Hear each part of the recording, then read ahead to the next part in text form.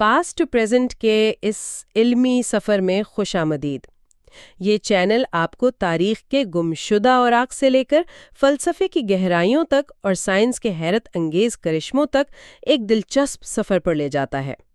आज हम आपके लिए खुदा की दरियाफ्त के नायाब ख़जाने से इंतखाब लेकर आए हैं।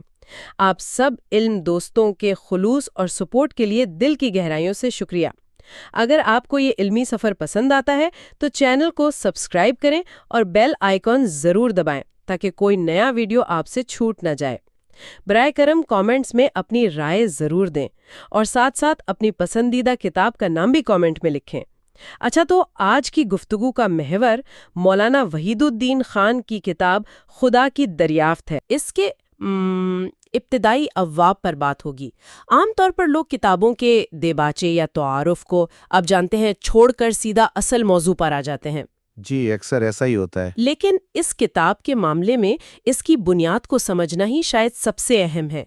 मुसन्निफ जिस तरह अपनी बहस की इमारत खड़ी करते हैं उसका पूरा नक्शा शुरू में ही दे देते हैं। बिल्कुल, एक तरह से रोड मैप दे देते हैं। तो आज हमारा मिशन इस नक्शे को समझना है। हम देखेंगे कि मुसन्निफ का मकसद क्या है, वो किन उसूलों पर चलेंगे और वो कौन से औजार इस्तेमाल करेंगे जिनसे वो इस कदीम सवाल की गहराई में उतरेंगे। तो आइए सबसे पहले और सबसे बुनियादी सवाल से शुरू करते हैं। किताब का आगाज ही इस नुक्ते से होता है जो शायद हर इंसान कभी न कभी सोचता है, आखिर हम खुदा के बारे में सोचते ही क्यों हैं? ये तलाश, ये जुस्तजू शुरू कहाँ से होती है? ये एक बेहतरीन नुक्ते आगाज है। देखिए, मुसन्निफ ये नहीं कहते कि खुदा है या नहीं, बल्कि वो एक कदम पीछे हटकर पूछते हैं कि ये सवाल खुद इंसान के लिए इतना अहम क्यों है। वो इस बात पर जोर देते हैं कि जुस्तजू किसी एक मजहब, कौम या जमाने की इजाद नहीं है। ये तो इंसानी तारीख के हर दौर में, हर तहजीब में किसी न किसी शक्ल में मौजूद रही है। तो गोया ये कोई सकाफती चीज नहीं है, बल्कि इससे भी गहरी कोई बात है। बिल्कुल, ऐसा लगता है कि ये इंसानी फितरत में गंधी हुई कोई चीज है, एक ऐसी प्यास जो बुझती नहीं और इंसान को बेचैन रखती है। और यहीं पर मुसन्निफ एक बहुत अहम और दिलचस्प फैसला करते हैं। वो कहते हैं कि इस किताब में जब वो लफ्ज़ खुदा इस्तेमाल करेंगे तो उससे उनकी मुराद किसी खास मजहब वाला खुदा नहीं होगा। ये बात थोड़ी वजाहत तलब है ना? बिल्कुल, और ये इस किताब की फिक्र का मरकजी नुक्ता है। मुसन्निफ शुरू में ही अपनी बहस को तंग मजहबी दायरों से आज़ाद कर लेते हैं। अच्छा, वो कहते हैं कि हम यहाँ इलाहियत के आला तरीन तसव्वुर यानी the highest concept of divinity की बात कर रहे हैं। यानी वो हस्ती जो तमाम वजूद की बुनियाद हो। जी, जो कायनात की खालिक हो, जो हर शय से मावरा और हर नुक्स से पाक हो। ये एक फलसफियाना तसव्वुर है, ना कि किसी एक अकीदे की तशरीह। इससे तो फिर बहस का दायरा बहुत वसी हो जाता है। यही मकसद है। ऐसा करने से होता यह है कि बहस में वो लोग भी शामिल हो जाते हैं जो शायद रवायती मजहब से दूर हों, लेकिन कायनात और वजूद के बारे में गहरे सवालात रखते हों। तो गोया वो सबके लिए एक मुश्तरका मैदान तैयार कर रहे हैं, एक ऐसी जगह जहां एक दहरिया, एक ला अदियारा और एक मजहबी शख्स तीनों एक ही तारीफ पर बात कर सकें। आपने बिल्कुल सही पकड़ा। ये तो किसी भी संजीदा बहस के लिए पहला रसूल होना चाहिए। यानी बात शुरू करने से पहले ये तय कर लिया जाए कि हम किन अल्फाज के क्या माने ले रहे हैं। जी, किसी भी घर की तामीर से पहले उसकी बुनियाद रखी जाती है। मुसन्निफ भी यही कर रहे हैं। वो 4 बुनियादी इस्तिलाहात की तारीफ करते हैं जो इस पूरी किताब के लिए आप समझें कि सुतून का काम देंगी। और अगर ये सुतून वाज़े ना हो तो पूरी इमारत टेढ़ी हो जाएगी, बहस बेनतीजा रहेगी। ठीक है, तो इन सुतूनों को एक एक करके देखते हैं। पहला तो खुदा का तसव्वुर है जिस पर हमने भी बात की। उसके बाद दूसरी अहम इस्तिलाह कौन सी है? दूसरी इस्तिलाह है रीज़न यानी अक्ल। अक्ल। और यहाँ अक्ल से मुराद सिर्फ आम सोच विचार नहीं है। मुसन्निफ इसकी वाज़े तारीफ करते हैं कि इससे मुराद अक्ली इस्तिदलाल या रैशनल आर्ग्यूमेंटेशन है। अच्छा, यानी मंतिक के उसूलों पर चलते हुए? जी, ठोस दलाइल के बुनियाद पर एक नतीजे पर पहुंचने का अमल। ये वो पैमाना है जिस पर हर दलील को परखा जाएगा। ये जज्बात या ज़ाती पसंद नापसंद से बालातर एक मारूजी तरीकाकार है। یعنی یہ وہ اوزار ہے جس سے مصنف اپنی تحقیق کا کام کریں گے۔ لیکن یہاں ایک سوال پیدا ہوتا ہے، خدا کے معاملے میں ایک اور ذریعے کا بھی ذکر آتا ہے، اور وہ ہے وحی یا ریویلیشن۔ کیا مصنف اسے مکمل طور پر نظر انداز کر دیتے ہیں؟ نہیں، اور یہی اس کتاب کے توازن کی خوبصورتی ہے۔ تیسری اصطلاح جس کی وہ تعریف کرتے ہیں وہ وحی ہی ہے۔ اچھا، وہ اسے الہامی دعوے کے طور پر بیان کرتے ہیں، یعنی وہ علم جو براہ راست کسی مافوق الفطرت ذریعے سے ملنے کا دعویٰ کیا جائے۔ مصنف کا مقصد وحی کو رد کرنا نہیں ہے، بلکہ وہ یہ دیکھنا چاہتے ہیں کہ عقل اور وحی کے درمیان کیا تعلق ہے۔ کیا یہ دونوں ایک دوسرے کی ضد ہیں یا ان میں کوئی ہمہ انگی ممکن ہے؟ کتاب کا مقصد ان دعووں کو عقل کی کسوٹی پر پرکھنا ہے، نہ کہ انہیں پہلے سے ہی مسترد کر دینا ہے۔ یہ بہت دلچسپ ہے۔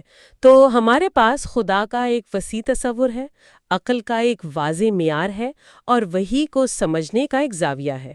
اب چوتھی اور شاید سب سے پیچیدہ اصطلاح آتی ہے ایویڈنس، یعنی ثبوت۔ جی، خدا کے وجود پر ہونے والی اکثر بحثیں تو اسی ایک لفظ پر آ کر دم توڑ دیتی ہیں، کیونکہ ہر کسی کے نزدیک ثبوت کا مطلب ہی الگ ہوتا ہے۔ بالکل، اور اسی لیے مصنف اس پر بہت زور دیتے ہیں۔ وہ یہ سوال اٹھاتے ہیں کہ اس خاص موضوع کے لیے ثبوت کا معیار کیا ہونا چاہیے۔ مثال کے طور پر سائنس میں ثبوت کا مطلب ہے کوئی ایسی چیز جسے لیبارٹری میں پرکھا جا سکے، جسے بار بار دہرایا جا سکے۔ لیکن کیا یہ معیار ایسی ہستی کے لیے استعمال ہو سکتا ہے جو مادی نہ ہو؟ یہ تو وہی بات ہوئی کہ کوئی کہے کہ میں محبت کو نہیں مانتا کیونکہ میں اسے خوردبین کے نیچے نہیں دیکھ سکتا۔ بہترین مثال دیا آپ نے۔ مصنف یہی نکتہ اٹھاتے ہیں۔ وہ کہتے ہیں کہ ہمیں موضوع کی مناسبت سے ثبوت کا معیار طے کرنا ہوگا۔ صحیح۔ ایک تاریخی واقعے کا ثبوت ایک سائنسی تجربے کے ثبوت سے مختلف ہوتا ہے۔ اسی طرح ایک فلسفیانہ یا مابعد الطبیعاتی حقیقت کا ثبوت ان دونوں سے مختلف ہو سکتا ہے۔ تو پھر مصنف کے نزدیک ثبوت کیا ہے؟ مصنف یہ واضح کرتے ہیں کہ اس کتاب میں ثبوت سے مراد عقلی دلائل، منطقی استنتاج اور مشاہدے پر مبنی شواہد ہوں گے جو ایک نتیجے کی طرف معقول حد تک اشارہ کریں۔ یہ محض ذاتی احساس یا وجدان نہیں ہوگا۔ اچھا، تو اب ہمارے پاس بحث کے اصول واضح ہو گئے ہیں، ایک مشترکہ لغت تیار ہو گئی ہے۔ اب سوال یہ ہے کہ ان اصولوں اور اوزاروں کو استعمال کرتے ہوئے مصنف اپنی تحقیق کو آگے کیسے بڑھاتے ہیں؟ ان کا منصوبہ کیا ہے؟ یہاں مصنف ایک بہت ہی جامع اور منظم طریقہ اپناتے ہیں۔ وہ کسی ایک راستے پر انحصار نہیں کرتے۔ اچھا، آپ اسے یوں سمجھیں کہ وہ ایک ماہر جاسوس کی طرح ہیں جو کسی کیس کو حل کرنے کے لیے 4 مختلف ذرائع سے ثبوت اکٹھے کرتا ہے۔ وہ اس مسئلے کو 4 الگ الگ زاویوں سے دیکھتے ہیں۔ یہ جاسوس والی مثال دلچسپ ہے۔ تو اس جاسوس کا پہلا طریقہ یا پہلا ستون کیا ہے؟ وہ ماضی میں جاتے ہیں؟ جی، وہ یہ سوال پوچھتے ہیں کہ انسانی تاریخ میں خدا کا تصور کیسے ابھرا اور کیسے پروان چڑھا۔ مختلف تہذیبوں، فلسفیوں اور مفکروں نے اس کے حق میں کیا دلائل دیے ہیں۔ یہ ایک طرح سے انسانی فکر کے ارتقاء کا جائزہ ہے۔ یہ دیکھنے کے لیے کہ کیا تاریخ میں کوئی ایسا مشترکہ نمونہ یا پیٹرن ملتا ہے؟ بالکل، جو کسی ایک حقیقت کی طرف اشارہ کر رہا ہو۔ تو یہ صرف یہ دیکھنا نہیں کہ لوگ کیا مانتے تھے، بلکہ یہ سمجھنا ہے کہ وہ ایسا کیوں مانتے تھے، ان کے دلائل کیا تھے۔ اس سے تو بحث کو ایک ٹھوس تاریخی بنیاد مل جاتی ہے۔ جی ہاں، اب دوسرے ستون کی طرف آتے ہیں، اور وہ ہے فطری مشاہدات، یعنی نیچرل آبزرویشنز۔ اچھا، تو تاریخ کی کتابوں سے نکل کر کائنات کی کھلی کتاب کی طرف؟ بالکل، یہاں مصنف فطرت کے مشاہدے سے نتائج اخذ کرنے کی کوشش کرتے ہیں۔ مثلا کائنات میں پایا جانے والا ناقابل یقین نظم و ضبط، جیسے سیاروں کی گردش۔ جی، سیاروں کی گردش سے لے کر ایک خلیے کی پیچیدہ ساخت تک، قوانین فطرت جو ہر جگہ ایک جیسے کام کرتے ہیں، کیا یہ سب کچھ محض ایک اتفاق ہو سکتا ہے؟ یہ وہی مشہور دلیل ہے جسے آرگیومنٹ فرام ڈیزائن کہتے ہیں۔ جی، ڈیزائن کی دلیل۔ یعنی کائنات کی کاریگری کو دیکھ کر کاریگر تک پہنچنے کی کوشش۔ یہ ایک بہت ہی کلاسیکی اور عام فہم دلیل ہے۔ لوگ اکثر آسمان کے تاروں کو یا کسی پھول کی پتیوں کو دیکھ کر یہ سوچتے ہیں کہ اسے کسی نے بنایا ہوگا۔ بالکل، لیکن مصنف اسے صرف ایک سادہ مشاہدے تک محدود نہیں رکھتے، بلکہ اس کے پیچھے موجود گہرے فلسفیانہ اور سائنسی مضمرات کا بھی جائزہ لیتے ہیں۔ ٹھیک ہے۔ اب تیسرے ستون پر آتے ہیں، جو شاید سب سے زیادہ فکری اور تجریدی یعنی ایبسٹریکٹ ہے۔ وہ ہے فلسفیانہ استدلال یا فلسافیکل ریزننگ۔ اچھا، تو یہاں ہم مشاہدے کی دنیا سے نکل کر خالص منطق کی دنیا میں داخل ہو رہے ہیں۔ درست کہا۔ یہاں سوالات کچھ اس طرح کے ہیں۔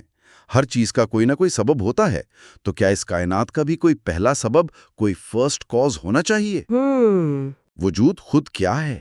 کیا کوئی چیز خود بخود عدم سے وجود میں آ سکتی ہے؟ یہ خالص منطق اور فلسفے کے اصولوں پر مبنی دلائل ہیں، جن کا انحصار کسی لیبارٹری کے تجربے یا تاریخی دستاویز پر نہیں، بلکہ عقل محض پر ہوتا ہے۔ تو یہ کائنات کے کیسے سے زیادہ اس کے کیوں پر مرکوز ہے۔ بالکل۔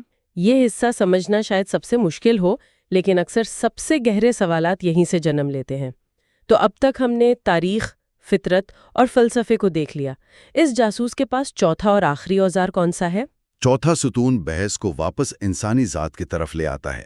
یہ ہے انسانی تجربات، ہیومن ایکسپیرینسز، یعنی ہمارے اپنے اندر کی دنیا۔ جی، یہاں مصنف انفرادی اور اجتماعی انسانی تجربات کا تجزیہ کرتے ہیں، جو خدا کے تصور کی طرف اشارہ کرتے ہیں۔ اس میں صرف روحانی یا صوفیانہ تجربات ہی نہیں، تو پھر اور کیا شامل ہے؟ اس میں اخلاقیات کا عالمگیر احساس بھی شامل ہے۔ ہم سب کے اندر صحیح اور غلط کا ایک تصور کیوں ہے؟ حسن اور جمالیات کی قدر کا احساس کہاں سے آتا ہے؟ انصاف کی آرزو اتنی شدید کیوں ہوتی ہے؟ دلچسپ۔ مصنف دلیل دیتے ہیں کہ یہ گہرے انسانی جذبات اور تجربات بھی بے معنی نہیں ہیں۔ یہ بھی ایک ایسی حقیقت کی طرف اشارہ کر رہے ہیں جسے صرف مادی پیمانوں سے نہیں ناپا جا سکتا۔ واہ، تو یہ تو ایک مکمل اور جامع نقشہ ہے۔ گویا مصنف ایک مقدمہ پیش کر رہے ہیں جس میں وہ 4 قسم کے گواہ پیش کریں گے: ایک مورخ، ایک سائنسدان، ایک فلسفی اور ایک ماہر نفسیات۔ بالکل۔ اور ان سب کی گواہیوں کو ملا کر وہ ایک حتمی تصویر بنانے کی کوشش کریں گے۔ آپ نے اس کا بہترین خلاصہ کیا ہے۔ یہی اس کتاب کے ابتدائی ابواب کا نچوڑ ہے۔ مصنف قاری کو یہ بتانا چاہتے ہیں کہ یہ سفر جلد بازی کا نہیں، بلکہ ایک منظم، سوچا سمجھا اور دیانتدارانہ فکری سفر ہوگا۔ یعنی وہ ایک طرح سے پڑھنے والے کے ساتھ ایک معاہدہ کر رہے ہیں۔ جی، وہ یہ بنیاد اس لیے قائم کرتے ہیں تاکہ بحث جذبات، مفروضوں یا ادھوری معلومات پر نہ ہو، بلکہ ایک ٹھوس علمی ڈھانچے پر استوار ہو۔ یہ ایک طرح سے پڑھنے والے کو دعوت ہے کہ آئیے ان اصولوں پر متفق ہو کر اس قدیم ترین سوال کی گہرائی میں اترتے ہیں۔ تو اس سب کا مطلب یہ ہوا کہ ان ابتدائی ابواب کو سمجھنا دراصل پوری کتاب کو سمجھنے کی کنجی ہے۔ اگر ہم یہ جان لیں کہ مصنف کا طریقہ کار کیا ہے، تو ہم ان کے دلائل کو بہتر طور پر پرکھ سکتے ہیں اور ان کے نتائج کا تنقیدی جائزہ لے سکتے ہیں۔ صحیح۔ یہ بنیاد ہمیں ایک فعال قاری بناتی ہے، نہ کہ ایک غیر فعال سننے والا۔ بالکل۔ اور اب جب کہ یہ بنیاد قائم ہو چکی ہے، تو اگلا منطقی قدم ان اصولوں اور طریقوں کا اطلاق کرنا ہے۔ یعنی اب عملی کام شروع ہوگا۔ جی، یہی وجہ ہے کہ جب ہم اگلے حصے کی طرف بڑھیں گے تو دیکھیں گے کہ مصنف ان 4 ستونوں میں سے ایک یعنی کائنات اور وجود کے اصولوں کو لے کر اپنی دلیل کو کیسے آگے بڑھاتے ہیں۔ یہ اسی سلسلے کا ایک قدرتی تسلسل ہوگا۔ بہت خوب۔ اس گفتگو کو ختم کرنے سے پہلے ایک سوال سوچنے کے لیے چھوڑے جاتے ہیں۔ مصنف نے اپنی تحقیق کے لیے ثبوت کا ایک معیار قائم کیا ہے جو عقلی اور مشاہداتی دلائل پر مبنی ہے۔ اگر کسی کو ایک ایسی ہستی کے وجود کے لیے ثبوت کی تعریف کرنی پڑے جسے دیکھا یا چھوا نہیں جا سکتا، تو اس کے نزدیک ثبوت کا معیار کیا ہونا چاہیے؟ کیا کائنات میں نظر آنے والا نظم و ضبط ایک کافی ثبوت ہے، یا کیا ذاتی روحانی تجربے کو بھی ایک معتبر ثبوت مانا جا سکتا ہے، یا پھر اس دائرے میں ثبوت کا مطالعہ؟ پچھلی بار ہم نے ایک طرح سے ایک فکری بنیاد قائم کی تھی کہ ان گہرے سوالات پر سوچنے کے لیے ذہنی رویہ کیسا ہونا چاہیے۔ بالکل، اور ہم نے اس بات پر اتفاق کیا تھا کہ آج ہم کتاب میں دیے گئے کلاسیکی فلسفیانہ دلائل سے بات شروع کریں گے۔ جی ہاں، اور آج ہم ایک بہت ہی بڑے، شاید سب سے پرانے سوال سے شروع کر رہے ہیں، کائناتی دلیل یا جسے کاسمولوجیکل آرگومنٹ کہتے ہیں۔ اور یہ دلیل بہت دلچسپ ہے۔ یہ شروع تو ایک بہت ہی سادہ روزمرہ کے مشاہدے سے ہوتی ہے، بالکل عام فہم بات سے۔ جی، لیکن اس کا جو نتیجہ نکلتا ہے وہ بہت غیر معمولی ہے۔ یہ کائنات کے وجود ہی کو ایک ثبوت کے طور پر پیش کرتی ہے۔ اچھا، تو اس کا بنیادی سوال کیا ہے؟ یہ شروع کہاں سے ہوتی ہے؟ اس کا بنیادی سوال یہ ہے کہ ہر چیز کسی نہ کسی وجہ سے وجود میں آتی ہے، تو پھر یہ جو وجود کی ایک زنجیر ہے، یہ آخر شروع کہاں سے ہوتی ہے؟ بالکل، یہ تو وہ سوال ہے جو شاید بچپن میں ہم سب کے ذہن میں آتا ہے کہ اچھا، اور اس سے پہلے کیا تھا، اور اس سے بھی پہلے؟ وہی سوال۔ تو آج ہم اسی زنجیر کی کڑیوں کو کھولنے کی کوشش کریں گے اور دیکھیں گے کہ کتاب کے مطابق منطق ہمیں کہاں تک لے کر جاتی ہے۔ تو ہم علت و معلول یعنی کاز اینڈ ایفیکٹ کے سلسلے سے شروع کریں گے، اور پھر دیکھیں گے کہ یہ ہمیں سبب اول یعنی فرسٹ کاز تک کیسے پہنچاتا ہے۔ اور پھر سبب اول سے واجب الوجود یعنی نیسیسری بینگ تک یہ سفر آج ہم طے کریں گے۔ اور یہاں ایک بات سمجھنا بہت ضروری ہے، جیسا کہ کتاب بھی بار بار واضح کرتی ہے، یہ کوئی سائنسی تھیوری نہیں ہے جو بگ بینگ کا مقابلہ کر رہی ہو۔ یہ بہت اہم نقطہ ہے۔ جی، یہ بحث کی ایک بالکل مختلف سطح ہے۔ سائنس ہمیں بتاتی ہے کہ کائنات کے اندر چیزیں کیسے کام کرتی ہیں، مطلب قانون کیا ہیں۔ ٹھیک ہے۔ یہ دلیل اس سے ایک قدم پیچھے ہٹ کر پوچھتی ہے کہ یہ کائنات اور اس کے یہ قوانین سرے سے موجود ہی کیوں ہیں۔ یہ خالصتاً ایک منطقی اور فلسفیانہ سفر ہے۔ ٹھیک ہے، تو سفر شروع کرتے ہیں۔ کتاب کا پہلا نقطہ تو بہت ہی سیدھا سادہ ہے۔ ہم اپنے ارد گرد دیکھتے ہیں، ہر چیز جو وجود میں آتی ہے اس کی کوئی نہ کوئی وجہ ہوتی ہے۔ کوئی علت ہوتی ہے جس کا وہ معلول یعنی ایفیکٹ ہوتی ہے۔ جی، جیسے ایک کرسی لکڑی سے بنتی ہے، لکڑی درخت سے آتی ہے، درخت بیج سے اگتا ہے، بیج کسی پچھلے درخت سے، مطلب یہ سلسلہ چلتا ہی رہتا ہے۔ تو کتاب کا پہلا سوال یہ ہے کہ کیا یہ سلسلہ ہمیشہ سے ایسے ہی چلتا آ رہا ہے؟ کیا یہ لامتناہی ہے؟ اور دیکھیں، یہیں سے اصل فلسفیانہ بحث شروع ہوتی ہے۔ کتاب کا موقف یہ ہے کہ منطقی طور پر یہ سلسلہ لامتناہی نہیں ہو سکتا۔ کیوں؟ منطقی طور پر کیوں نہیں ہو سکتا؟ کیونکہ اگر ہر چیز اپنے وجود کے لیے کسی پچھلی چیز پر انحصار کر رہی ہے تو ہم ایک عجیب منطقی مسئلے میں پھنس جاتے ہیں۔ کیسا مسئلہ؟ کتاب کی دی گئی ایک مثال سے سمجھیں تو ہر چیز کا وجود گویا ادھار پر چل رہا ہے۔ ادھار پر؟ جی، ہر معلول یعنی ہر ایفیکٹ اپنی علت یعنی کاز سے اپنا وجود ادھار لے رہا ہے۔ اگر یہ سلسلہ ہمیشہ سے چلا آ رہا ہے تو اس کا مطلب ہے کہ سب ایک دوسرے سے ادھار لے رہے ہیں، لیکن اصل میں کسی کے پاس اپنا کچھ بھی نہیں ہے، وجود کی کوئی حتمی، کوئی ٹھوس بنیاد ہی نہیں ملتی۔ ایک منٹ رکیے، یہاں مجھے ایک سوال پوچھنا ہے۔ ریاضی میں تو ہم لامحدود یا انفینٹی کے تصور کو استعمال کرتے ہیں، ہے نا؟ ہم اعداد کو لامحدود طور پر گن سکتے ہیں، تو پھر اسباب کی ایک لامحدود زنجیر منطقی طور پر ناممکن کیوں ہے؟ کتاب اس پر کیا کہتی ہے؟ یہ بہت اہم سوال ہے اور کتاب اس فرق کو واضح کرتی ہے۔ دیکھیں، ریاضیاتی لامحدودیت ایک تجریدی تصور ہے، ایک ایبسٹریکٹ کانسیپٹ۔ ٹھیک ہے۔ لیکن جب ہم حقیقی وجود کی بات کرتے ہیں تو ایک ایکچوئل انفینٹ ریگریس یعنی اسباب کا ایک حقیقی لامتناہی سلسلہ ایک منطقی تضاد پیدا کرتا ہے۔ تضاد؟ جی، کتاب میں جو ٹرین والی مثال دی گئی ہے وہ یہاں بہت اچھی طرح فٹ ہوتی ہے۔ اچھا۔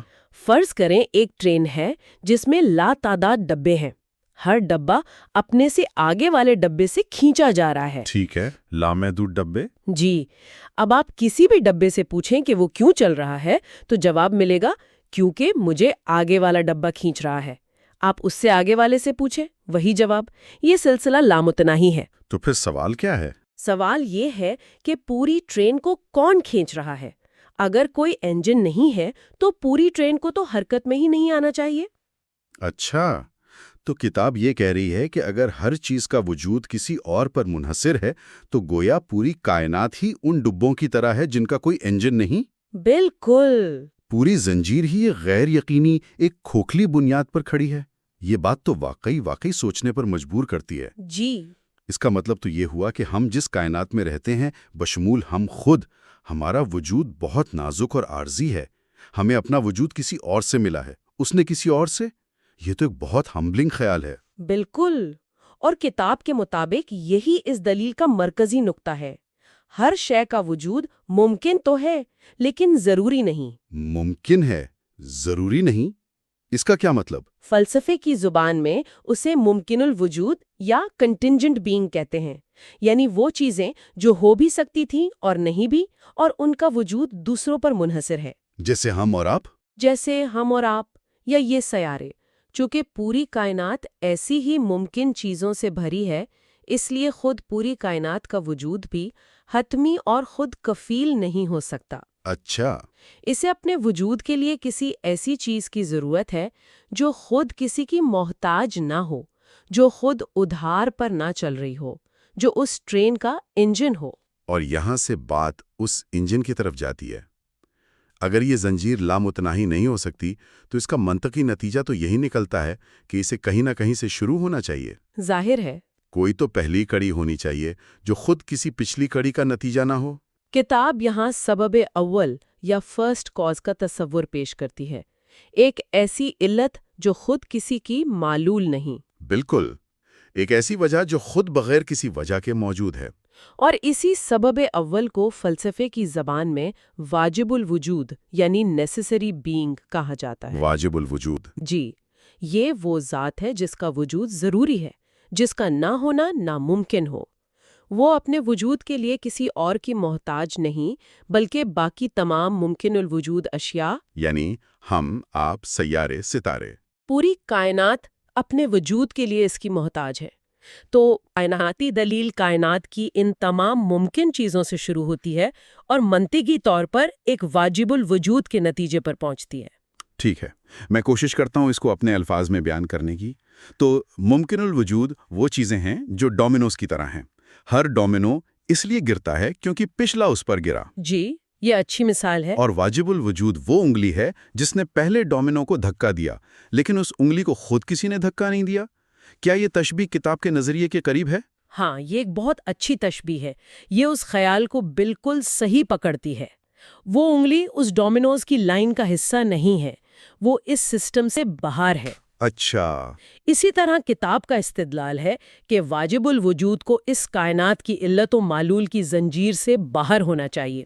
اس کا وجود اس کی اپنی فطرت کا حصہ ہے، وہ کسی خارجی سبب کا نتیجہ نہیں۔ یعنی وہ خود اپنا سبب ہے۔ ایک طرح سے کہہ سکتے ہیں، یہ دلیل کہتی ہے کہ اگر آج کوئی بھی ایک چیز، یہ مائکروفون، یہ کمرہ، کچھ بھی موجود ہے تو منطقی طور پر ایک واجب الوجود کا ہونا لازم ہے۔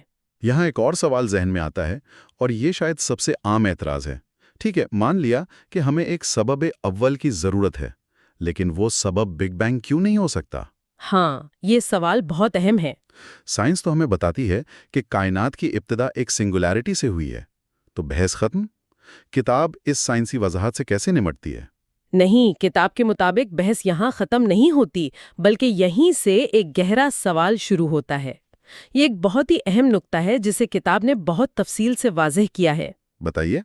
یہ دلیل بگ بینگ تھیوری کی تردید نہیں کرتی، نہ ہی اس کے مقابلے میں ہے۔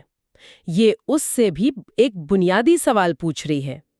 سائنس بشمول بگ بینگ تھیوری ہمیں یہ بتاتی ہے کہ کائنات کیسے وجود میں آئی۔ ٹھیک ہے۔ وہ ہمیں بتائے گی کہ ایک سنگولیرٹی تھی، پھر ایک دھماکہ ہوا اور کائنات پھیلنا شروع ہوئی۔ یہ کیسے کا جواب ہے۔ تو پھر یہ دلیل کیا پوچھتی ہے؟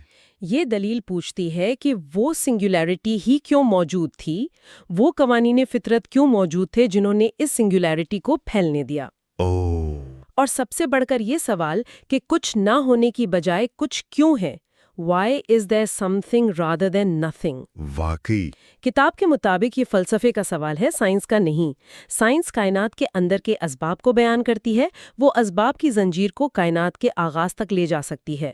یہ دلیل خود پوری کائنات کے وجود کو اور اس کی پوری زنجیر کو ایک سوال بناتی ہے اور پوچھتی ہے کہ یہ زنجیر خود کیوں موجود ہے۔ اچھا، تو گویا یہ دلیل کائنات کے بننے کے میکینزم پر بحث نہیں کر رہی، بلکہ یہ کہہ رہی ہے کہ کائنات کا ہونا بذات خود ایک ایسا واقعہ ہے جس کی وضاحت صرف مادی قوانین سے نہیں ہو سکتی۔ بالکل، یہی نقطہ ہے۔ وجود کا ہونا ہی سب سے بڑا معمہ ہے، اور اس کا جواب ہمیں مادی دائرے سے باہر تلاش کرنا پڑے گا۔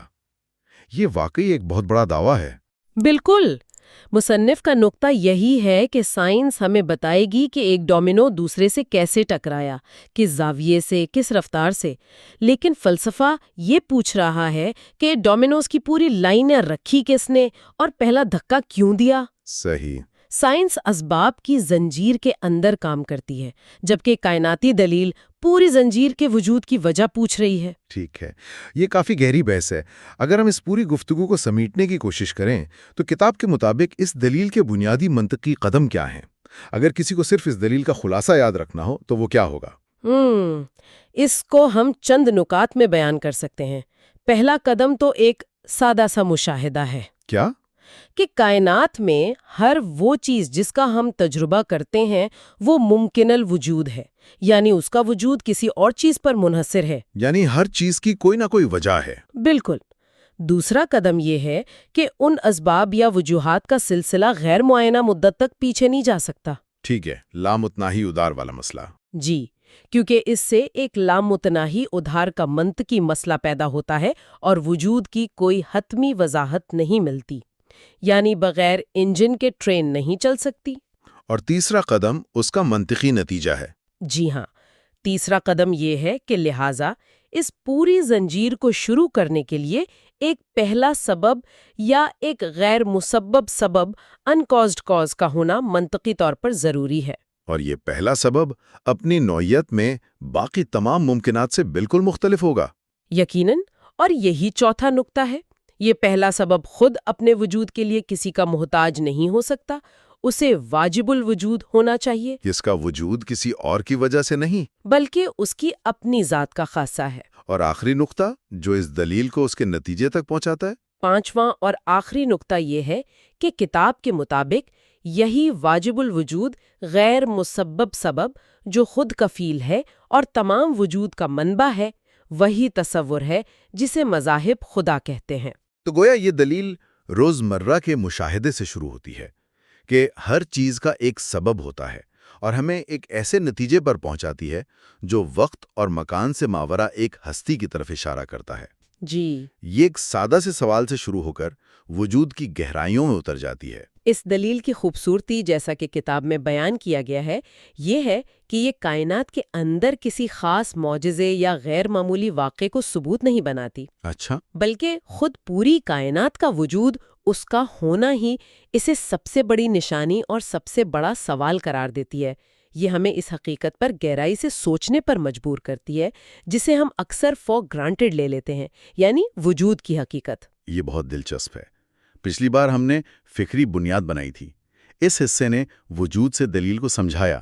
اب یہی سلسلہ ہمیں اگلے حصے تک لے جائے گا جہاں کتاب ایک بالکل مختلف زاویے سے بات کرتی ہے۔ جی، اگلا موضوع اس سے بھی زیادہ تجریدی ہے۔ وہاں دلیل کائنات کے وجود سے آگے بڑھ کر خدا کے تصور بذات خود کو دلیل بناتی ہے، یعنی آنٹولوجیکل آرگیومنٹ۔ وہ ایک خالصتاً عقلی اور تجریدی دلیل ہے۔ بالکل، وہ ایک بالکل الگ قسم کا چیلنج ہے۔ لیکن آج کی گفتگو کو ختم کرنے سے پہلے ایک سوال سوچنے کے لیے چھوڑ جاتے ہیں۔ ضرور۔ یہ پوری دلیل اس خیال پر قائم ہے کہ علت و معلول کا قانون ہر چیز پر لاگو ہوتا ہے۔ جی، لیکن کیا یہ ممکن ہے کہ یہ قانون خود کائنات کے اندر کی ایک خاصیت ہو جو کائنات کے وجود میں آنے کے بعد شروع ہوا ہو؟ یہ گہرا سوال ہے۔ اگر ایسا ہے تو کیا ہم اسی منطق کو خود کائنات کی ابتدا پر لاگو کر سکتے ہیں یا اس مقام پر جہاں وقت اور مکان کی ہماری سمجھ ختم ہو جاتی ہے؟ کتاب ان اعتراضات پر بھی بات کرتی ہے، لیکن یہ ایک ایسا نقطہ ہے جس پر سوچنا اس دلیل کو سمجھنے کے لیے۔ پچھلی بار ہم نے خدا کے وجود پر مبنی مواد کا جائزہ شروع کیا تھا اور ہم نے کائنات کی موجودگی پر بات کی تھی۔ جی بالکل۔ یعنی اگر ہر چیز کا کوئی سبب ہوتا ہے تو پھر پوری کائنات کا سبب کیا ہے؟ بالکل، وہ ایک طرح سے باہر سے اندر دیکھنے والی دلیل تھی۔ ہم نے کائنات کو ایک بڑے اثر کے طور پر دیکھا اور اس کی وجہ تلاش کرنے کی کوشش کی۔ آج ہم دو بالکل مختلف راستوں سے ایک ہی منزل پر پہنچنے کی کوشش کریں گے۔ ایک راستہ ہمارے اپنے ذہن کے اندر سے گزرتا ہے، خالص منطق کی بھول بھلائیوں میں، اور دوسرا راستہ ہمیں سیدھا کائنات کے ستاروں اور زندگی کے خلیوں کی گہرائیوں تک لے جاتا ہے۔ دیکھتے ہیں کہ یہ دونوں راستے کہاں جا کر ملتے ہیں۔ اور ہمارا مقصد اس مواد کی روشنی میں یہی سمجھنا ہے کہ یہ دلائل، جنہیں فلسفے کی زبان میں وجود کی دلیل یعنی ontological آرگیومنٹ اور نظم و مقصد کی دلیل یعنی ٹیلیالوجیکل آرگیومنٹ کہتے ہیں، جی، انہیں کیسے پیش کیا گیا ہے اور ان کی بنیاد کیا ہے۔ چلیں اس پہلے یعنی ذہنی راستے سے شروع کرتے ہیں۔ کتاب میں ایک بہت ہی دلچسپ عقلی دلیل پیش کی گئی ہے جسے ontological آرگیومنٹ کہتے ہیں۔ یہ تھوڑی سچ کہوں تو دماغ گھما دینے والی دلیل ہے تو صحیح۔ اس دلیل کا خلاصہ یہ ہے کہ خدا کا تصور یعنی ایک کامل ترین ہستی کا خیال خود اس کے وجود کی دلیل بن جاتا ہے۔ ہیں؟ اچھا، جی، یہ دلیل کسی سائنسی ثبوت پر نہیں بلکہ خالصتاً منطق اور تعریف پر انحصار کرتی ہے۔ ایک منٹ، تو کیا اس کا مطلب یہ ہے کہ کسی چیز کے بارے میں صرف سوچنے سے وہ حقیقت بن سکتی ہے؟ یہ تو کسی جادوئی منتر کی طرح لگتا ہے نا؟ ہاں، نہیں، بالکل نہیں۔ اگر میں ایک اڑنے والے ہاتھی کا تصور کروں تو کیا وہ بھی موجود ہو جائے گا؟ بہت اچھا سوال ہے، اور یہی اس دلیل کا سب سے اہم نقطہ ہے۔ کتاب کے مطابق یہ منطق ہر تصور پر لاگو نہیں ہوتی۔ صرف ایک پر؟ جی، صرف اور صرف ایک کامل ترین ہستی کے تصور پر لاگو ہوتی ہے۔ دلیل یہ ہے کہ اگر ہم ایک ایسی ہستی کا تصور کریں جس سے زیادہ کامل کوئی نہ ہو تو اس کی تعریف میں ہی اس کا وجود شامل ہونا چاہیے۔ اچھا، یہ کیسے؟ یہ بات تھوڑی سمجھائیں۔ کتاب اسے اس طرح سمجھاتی ہے۔ فرض کریں کہ وہ کامل ترین ہستی صرف ہمارے ذہن میں موجود ہے، حقیقت میں نہیں، تو کیا وہ واقعی کامل ترین ہے؟ شاید نہیں۔ نہیں، کیونکہ ایک ایسی ہستی جو ذہن کے ساتھ ساتھ حقیقت میں بھی موجود ہو، وہ صرف ذہنی تصور والی ہستی سے زیادہ کامل ہوگی۔ صحیح۔ لہٰذا کاملیت کے تقاضے کو پورا کرنے کے لیے اس ہستی کا حقیقت میں موجود ہونا ضروری ہے۔ تو اس کا مطلب یہ ہوا کہ وجود کوئی عام صفت نہیں بلکہ یہ ایک پاور اپ کی طرح ہے، ایک ایسی چیز جو کسی بھی تصور کو بہتر بنا دیتی ہے، اور کامل ترین ہستی کے پاس تو ہر پاور اپ ہونا چاہیے۔ بالکل، یہی نکتہ ہے۔ مواد کے مطابق وجود کاملیت کا ایک لازمی حصہ ہے۔ جیسے تکون کے 3 کونے۔ بالکل، جس طرح آپ ایک تکون کا تصور اس کے 3 کونوں کے بغیر نہیں کر سکتے کیونکہ 3 کونے اس کی تعریف کا حصہ ہیں، اسی طرح اس دلیل کے مطابق آپ ایک کامل ترین ہستی کا تصور اس کے حقیقی وجود کے بغیر نہیں کر سکتے۔ یعنی اگر آپ وجود کو ہٹا دیں تو وہ ہستی کامل ترین نہیں رہتی۔ جی، وہ اپنی تعریف پر ہی پوری نہیں اترتی۔ یہ بات سمجھ میں آتی ہے، لیکن مجھے یقین ہے کہ فلاسفرز نے اس پر اعتراضات بھی اٹھائے ہوں گے۔ بہت سے۔ جیسے میں ایک کامل ترین جزیرے یعنی پرفیکٹ آئی لینڈ کا تصور کر سکتی ہوں جس میں ہر وہ خوبی ہو جو میں چاہتی ہوں، تو کیا اس منطق کے حساب سے اس جزیرے کا بھی موجود ہونا ضروری ہے؟ یہ ایک مشہور اعتراض ہے اور کتاب اس فرق کو واضح کرتی ہے۔ کیا فرق ہے؟ دیکھیں، ایک جزیرہ یا کسی بھی مادی چیز کی کاملیت کی کوئی آخری حد نہیں ہے۔ آپ ہمیشہ اس میں مزید ناریل کے درخت یا زیادہ صاف پانی کا اضافہ کر سکتے ہیں، اس کی کوئی زیادہ سے زیادہ حالت نہیں ہے۔ اچھا۔ لیکن ایک کامل ترین ہستی کا تصور ایک مطلق اور آخری درجے کا تصور ہے۔ یہ وہ ہستی ہے جس سے بہتر کچھ سوچا ہی نہیں جا سکتا۔ یہ ایک خاص منطقی درجہ ہے جو کسی جزیرے یا ہاتھی پر لاگو نہیں ہوتا۔ تو اس دلیل کا اصل کمال یہ نہیں کہ یہ خدا کو کسی ٹیسٹ ٹیوب میں ثابت کرتی ہے، بلکہ یہ کہ یہ ہمارے ذہن کی حدود کو چیلنج کرتی ہے۔ بالکل۔ یہ پوچھتی ہے، کیا کوئی خیال اتنا طاقتور ہو سکتا ہے کہ وہ حقیقت بننے پر مجبور ہو؟ یہ منطق اور حقیقت کے درمیان ایک پل بنانے کی کوشش ہے۔ بالکل، یہ ایک ذہنی مشق ہے جو ہمیں اپنے تصورات کی گہرائی میں لے جاتی ہے۔ یہ کہتی ہے کہ خدا کا خیال کوئی عام خیال نہیں بلکہ اس خیال کی ساخت ہی ایسی ہے جو حقیقت کی طرف اشارہ کرتی ہے۔ ٹھیک ہے، تو ایک راستہ تو مکمل طور پر ذہنی اور منطقی ہے، یہ ایک طرح کی دماغی ورزش ہے، لیکن کیا مواد صرف یہیں تک محدود رہتا ہے یا یہ ہمیں حقیقی ٹھوس دنیا میں بھی کوئی ثبوت دکھاتا ہے؟ بالکل، اور یہیں سے بات زیادہ دلچسپ ہو جاتی ہے۔ اچھا؟ کیونکہ اب ہم فلسفے سے نکل کر سائنس اور مشاہدے کی دنیا میں قدم رکھتے ہیں۔ یہ ہمارا دوسرا راستہ ہے جو کائنات کے نظم و ضبط کی طرف جاتا ہے۔ اسے ڈیزائن آرگومنٹ یا ٹیلیولوجیکل آرگومنٹ کہتے ہیں۔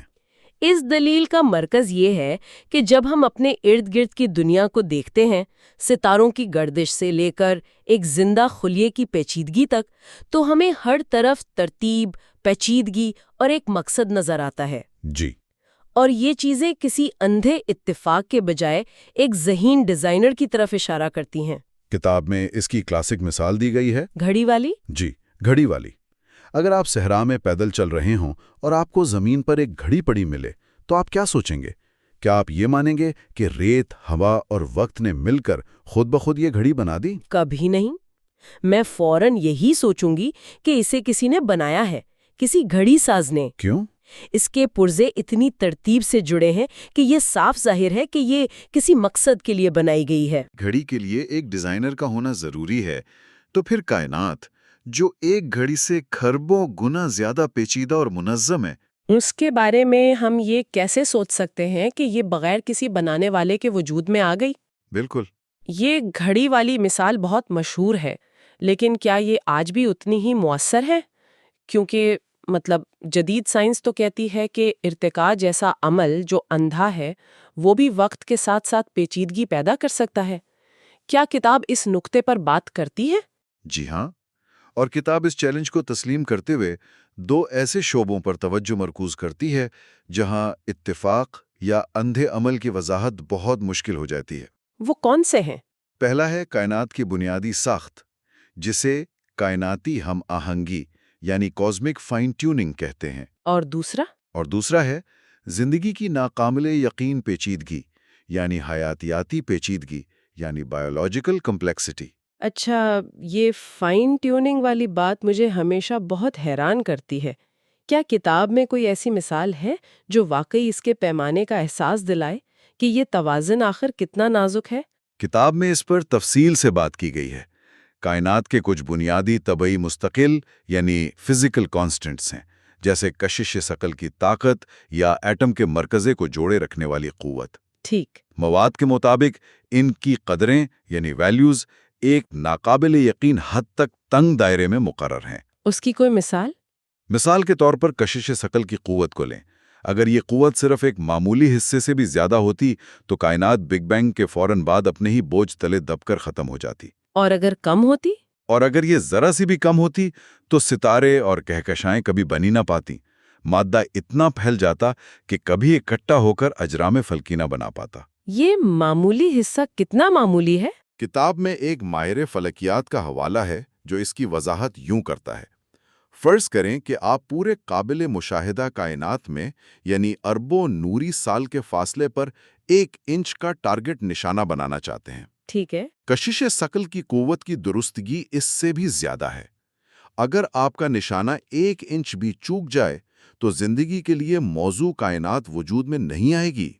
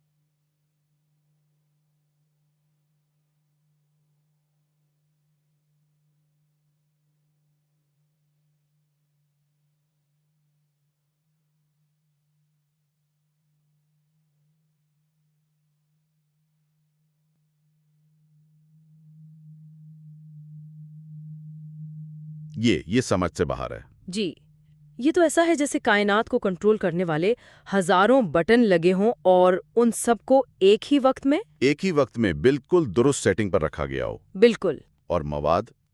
یہ سوال اٹھاتا ہے کہ اس کی کیا وضاحت ہو سکتی ہے؟ جی، ایک وضاحت یہ ہے کہ یہ محض ایک بہت بڑا ناقابل تصور اتفاق ہے۔ اور دوسری وضاحت جو کتاب پیش کرتی ہے یہ ہے کہ اس باریک بینی کے پیچھے کوئی ذہانت کار فرما ہے۔ یہ تو ہوئی کائنات کی سطح پر بات۔ اب آتے ہیں حیاتیاتی دنیا کی طرف۔ کتاب میں دوسری بڑی مثال حیاتیاتی پیچیدگی کی تھی۔ جی، یہاں کتاب ان نظاموں پر توجہ دیتی ہے جنہیں ناقابل تخفیف پیچیدگی یا irreducibly کمپلیکس والے نظام کہا جاتا ہے۔ یعنی ایسے نظام جن کا کوئی ایک حصہ بھی ہٹا دے تو وہ کام کرنا چھوڑ دیتے۔ بالکل، یہ ایسے نظام ہیں جن کے تمام حصے ایک ساتھ مل کر کام کرتے ہیں، اور اگر ان میں سے ایک حصہ بھی غائب ہو جائے تو پورا نظام ناکارہ ہو جاتا ہے۔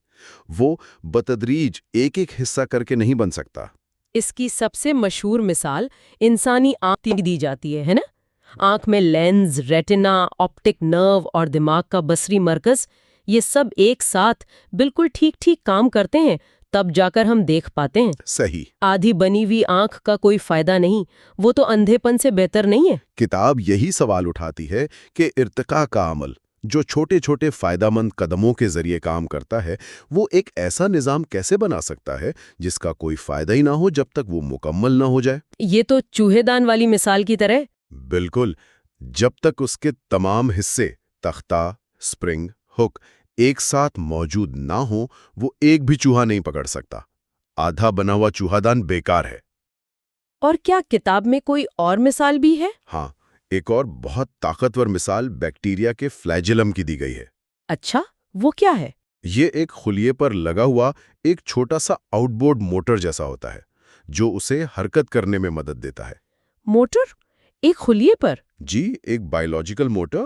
یہ تقریباً 40 مختلف پرزوں سے مل کر بنتا ہے، جس میں ایک روٹر، ایک سٹیٹر اور ایک ڈرائیو شافٹ شامل ہیں۔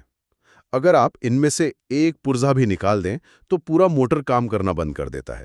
یعنی یہ بھی ناقابل تخفیف پیچیدگی کی ایک مثال ہے۔ ایک بہترین مثال ہے۔ اور پھر ڈی این اے کا معاملہ بھی ہے؟ جی، ڈی این اے تو خود ایک الگ ہی دنیا ہے۔ یہ صرف ایک کیمیکل نہیں ہے، یہ معلومات کا ایک ذخیرہ ہے۔ معلومات کا ذخیرہ؟ ایک انسانی خلیے کے ڈی این اے میں اتنی معلومات ہوتی ہیں کہ اگر اسے کتابوں میں لکھا جائے تو 500 صفحات والی 1000 کتابیں بھر جائیں گی۔ یہ زندگی کی تعمیر کا پورا بلو پرنٹ ہے۔ اور مواد یہ سوال اٹھاتا ہے، یہ معلومات کہاں سے آئیں؟ جی، کچھ سوچ کر؟ یہ واقعی ایک بہت بڑا سوال ہے۔ جب ہم اسے صرف کیمیا کے طور پر نہیں بلکہ معلومات کے طور پر دیکھتا ہیں تو پورا منظر ہی بدل جاتا ہے۔ بالکل۔ جس طرح ایک کمپیوٹر پروگرام خود بخود نہیں لکھا جاتا یا ایک کتاب خود بخود نہیں لکھی جاتی، اسی طرح زندگی کا یہ معلوماتی کوڈ کسی ذہانت کے بغیر کیسے وجود میں آ سکتا ہے؟ یہی اس دلیل کا نچوڑ ہے۔ بے مقصد مادی عوامل قوانین پر عمل تو کر سکتے ہیں، لیکن وہ معلومات یا کوڈ پیدا نہیں کرتے۔ معلومات ہمیشہ ایک ذہین ذریعے سے آتی ہیں۔ تو ان تمام باتوں کا کیا مطلب ہے؟ ہم نے 2 راستے دیکھے۔ ایک خالص منطق پر مبنی وجودی دلیل جو کہتی ہے کہ کامل ترین ہستی کا تصور ہی اس کے وجود کو لازم کرتا ہے، اور دوسرا راستہ کائنات کے وسیع ڈیزائن اور باریک بینی کا ہے، جو کہتا ہے کہ یہ کائنات ایک عظیم ذہانت اور مقصد کی عکاسی کرتی ہے، نہ کہ ایک بے ترتیب حادثے کی۔ ایک دلیل ہمارے ذہن کے اندر سے شروع ہوتی ہے اور دوسری ہمارے ارد گرد کی دنیا کے مشاہدے سے۔ کتاب کا مرکزی نقطہ بار بار اسی سوال پر آ کر ٹھہرتا ہے، کیا یہ سب کچھ کائناتی مستقل کی باریک ٹیوننگ سے لے کر ڈی این اے کے معلوماتی کوڈ تک ایک عظیم ذہانت کا نتیجہ ہے، یا ایک ناقابل تصور حد تک بڑا اتفاق؟ اور مواد کا جھکاؤ واضح طور پر اس طرف ہے کہ جب ہم تمام شواہد کو دیکھتے ہیں تو ڈیزائن ایک زیادہ منطقی اور اطمینان بخش نتیجہ لگتا ہے۔ یعنی اتفاق پر یقین کرنے کے لیے زیادہ ایمان کی ضرورت ہے۔ ایک طرح سے جی، یہ کہنا کہ یہ سب کچھ اتفاقاً ہو گیا، اس کے لیے ایک بہت بڑے یقین کی ضرورت ہے، جبکہ ڈیزائن کا نظریہ مشاہدے اور منطق پر مبنی معلوم ہوتا ہے۔ آج ہم نے اس مواد سے 2 بہت اہم دلائل کا جائزہ لیا۔ ایک خالصتاً منطقی وجودی دلیل جو ذہن کی دنیا میں کام کرتی ہے، اور دوسری کائناتی ڈیزائن پر مبنی دلیل جو ہمیں قابل مشاہدہ کائنات میں ترتیب اور مقصد دکھاتی ہے۔ یہ دونوں دلائل بہت مختلف زاویوں سے ایک ہی نتیجے پر پہنچنے کی کوشش کرتے ہیں۔ ایک اندر سے باہر کی طرف آتا ہے، یعنی ذہنی تصور سے حقیقت کی طرف، اور دوسرا باہر سے اندر کی طرف، یعنی کائنات کے مشاہدے سے ایک ذہین سبب کی طرف۔ بالکل۔ پچھلی بار ہم نے وجودی دلیل دیکھی، آج ہم نے منطق اور ڈیزائن کو سمجھا۔ اگلی گفتگو ہمیں ایک بالکل مختلف تیسرے راستے پر لے جائے گی، یعنی انسان کے اندر موجود ضمیر اور اخلاقی حس کی دلیل۔ کیا اچھائی اور برائی کا احساس بھی کسی اعلیٰ حقیقت کی طرف اشارہ کرتا ہے؟ بالکل، اور آج کی گفتگو سے ایک گہرا سوال پیدا ہوتا ہے جسے سامعین سوچ سکتے ہیں۔ یہ مواد کائنات کے خارجی نظم اور انسان کی داخلی منطق دونوں پر مبنی دلائل پیش کرتا ہے۔ تو سوال کیا بنتا ہے؟ سوال یہ ہے کہ اگر کائنات اتنے واضح اور قابل فہم قوانین پر چل رہی ہے جنہیں ہم ریاضی اور سائنس کے ذریعے سمجھ سکتے ہیں، تو کیا یہ خود حقیقت کی فطرت کے بارے میں کوئی گہرا اشارہ ہے؟ کیا حقیقت بنیادی طور پر بے ترتیب اور بے معنی ہے، یا اس کی جڑیں کسی ایسی ذہانت میں ہیں جسے ہم پچھلی بار ہم نے کائنات کی ساخت اور اس کے پیچھے موجود عقلی دلائل کا ایک گہرا تجزیہ کیا تھا۔ جی، وہ ایک بہت ہی منطقی اور سائنسی گفتگو تھی۔ بالکل۔ آج ہم سمت بالکل بدل رہے ہیں۔ ہم باہر کی دنیا سے نظر ہٹا کر انسان کے اندر کی دنیا کو دیکھیں گے۔ اور یہ ایک بہت ہی دلچسپ تبدیلی ہے۔ ہاں، کیونکہ ہمارے آج کے ماخذ میں اخلاقی دلیل پر بات کی گئی ہے۔ اور یہ واقعی ایک دلچسپ موضوع ہے۔ پچھلی گفتگو منطق اور طبیعت کے گرد گھومتی تھی، لیکن آج کی بحث کا تعلق ہمارے ضمیر سے ہے، ہماری اقدار سے، اور نیکی اور بدی کے اس احساس سے جو ہم سب محسوس کرتے ہیں۔ صحیح۔ مصنف کا دعویٰ ہے کہ یہ احساسات محض ذاتی جذبات نہیں، بلکہ ایک بہت گہری حقیقت کی طرف اشارہ کرتے ہیں۔ بالکل۔ تو ہمارا آج کا مقصد یہ ہے کہ ہم اس دلیل کو پڑھ در پڑھ کھولیں۔ مصنف یہ کیسے ثابت کرتے ہیں کہ انسانی ضمیر ایک آفاقی شہادت ہے؟ اور یہ کہ نیکی اور بدی کے یہ تصورات یہ ایک ایسے عالمگیر اخلاقی قانون کی نشاندہی کرتے ہیں جو ہم سے بالاتر ہے۔ آئیے اس کی گہرائی میں اترتے ہیں۔ تو اس دلیل کا نقطہ آغاز کیا ہے؟ ماخذ ایک بہت بڑے دعوے سے شروع ہوتا ہے جی، کہ دنیا کی تمام تہذیبوں اور ثقافتوں کو اگر آپ دیکھیں، قدیم ہوں یا جدید، تو ان سب میں کچھ بنیادی اخلاقی اصول مشترک نظر آتے ہیں۔ مصنف اسے ایک ایسی حقیقت قرار دیتے ہیں جسے جھٹلایا نہیں جا سکتا۔ ہاں، اور یہاں یہ وضاحت بہت ضروری ہے۔ مصنف مقامی رسم و رواج یا لباس اور کھانے پینے کے آداب کی بات نہیں کر رہے ہیں۔ اچھا۔ وہ ان بنیادی اصولوں کی بات کر رہے ہیں جن پر انسانی معاشرے کھڑے ہوتے ہیں۔ مثال کے طور پر اپنی جان خطرے میں ڈال کر کسی دوسرے کو بچانا، یعنی بہادری۔ بہادری، ہاں۔ اسے ہر جگہ قابل تعریف سمجھا جاتا ہے۔ اسی طرح دیانتداری اور انصاف کو ہمیشہ اچھا سمجھا گیا ہے۔ لیکن کیا یہ دعویٰ تھوڑا زیادہ وسیع نہیں؟ ثقافتوں میں تو بہت بڑے بڑے فرق ہوتے ہیں۔ کچھ معاشروں میں خاندان کے لیے جان دینا سب سے بڑی نیکی ہے، جبکہ دوسروں میں تمام انسانوں سے برابری کا سلوک وہ سب سے اہم اصول ہے۔ تو یہ تضادات اس آفاقی قانون کے نظریے کو کمزور نہیں کرتے؟ یہ ایک بہت اہم سوال ہے اور ماخوذ اس پر بات کرتا ہے۔ مصنف کا کہنا ہے کہ اختلافات تفصیلات میں ہیں، بنیاد میں نہیں۔ اچھا، اس کی کوئی مثال؟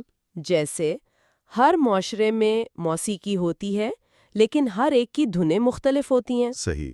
اسی طرح ہر معاشرے میں یہ تصور موجود ہے کہ ہمیں دوسروں کے ساتھ کیسا برتاؤ کرنا چاہیے۔ مصنف قدیم مصر، یونان، بابل اور چین کی تہذیبوں کی مثالیں دیتے ہیں، جی۔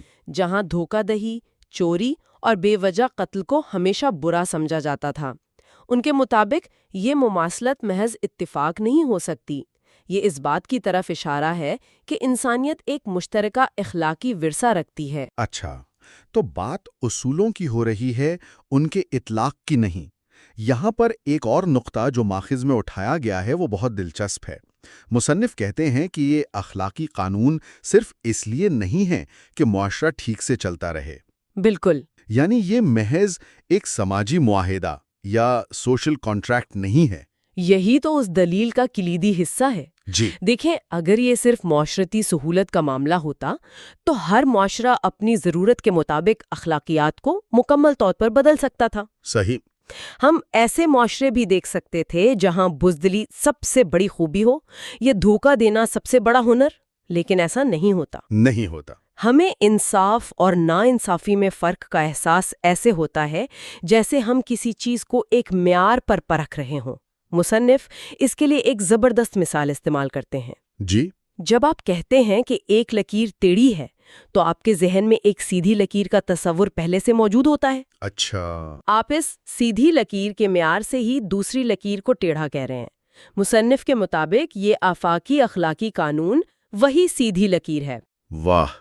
یعنی جب ہم کہتے ہیں کہ یہ ٹھیک نہیں ہے یا یہ ناانصافی ہے تو ہم لاشعوری طور پر ایک ایسے معیار کا حوالہ دے رہے ہوتے ہیں جو ہماری ذاتی پسند یا ناپسند سے بالاتر ہے۔ بالکل۔ گویا ایک غیر مرئی اخلاقی قاعدے کی کتاب موجود ہے جسے ہم سب جانتے ہیں، لیکن اگر ایسی کوئی کتاب ہے تو وہ ہمیں ملتی کہاں سے ہے؟ اور یہی سوال ہمیں دلیل کے دوسرے حصے کی طرف لے جاتا ہے۔ اچھا۔ ماخذ کے مطابق یہ اخلاقی قانون کسی پتھر کی تختی پر نہیں لکھا بلکہ ہمارے اندر موجود ہے۔ ہمارے اندر؟ جی، اسے ہم ضمیر کہتے ہیں۔ مصنف اسے ایک ایسی داخلی آواز کہتے ہیں جو ہمیں مسلسل صحیح اور غلط کا احساس دلاتی ہے، خاص طور پر اس وقت جب کوئی ہمیں دیکھ بھی نہیں رہا ہوتا۔ تو یہ وہ احساس ہے جو کسی غلط کام کے بعد رات کو سونے نہیں دیتا یا کسی اچھے کام کے بعد ایک عجیب سا سکون دیتا ہے؟ وہی احساس۔ ماخذ یہ کہہ رہا ہے کہ یہ آواز ہماری اپنی پیدا کردہ نہیں ہے۔ یہ خیال تھوڑا عجیب ہے، آخر یہ میرے ذہن کے اندر کی آواز ہے تو یہ میری کیوں نہیں؟ مصنف کا استدلال یہ ہے کہ ہم اس آواز کے ساتھ اپنے تعلق کو دیکھیں۔ ہم اپنے ضمیر سے بحث کرتے ہیں، اسے نظر انداز کرنے کی کوشش کرتے ہیں، اس کے خلاف چاہتے ہیں اور پھر پچھتاوے کا شکار ہوتے ہیں۔ یہ ایسا ہی ہے جیسے آپ کسی استاد یا جج کے سامنے کھڑے ہوں۔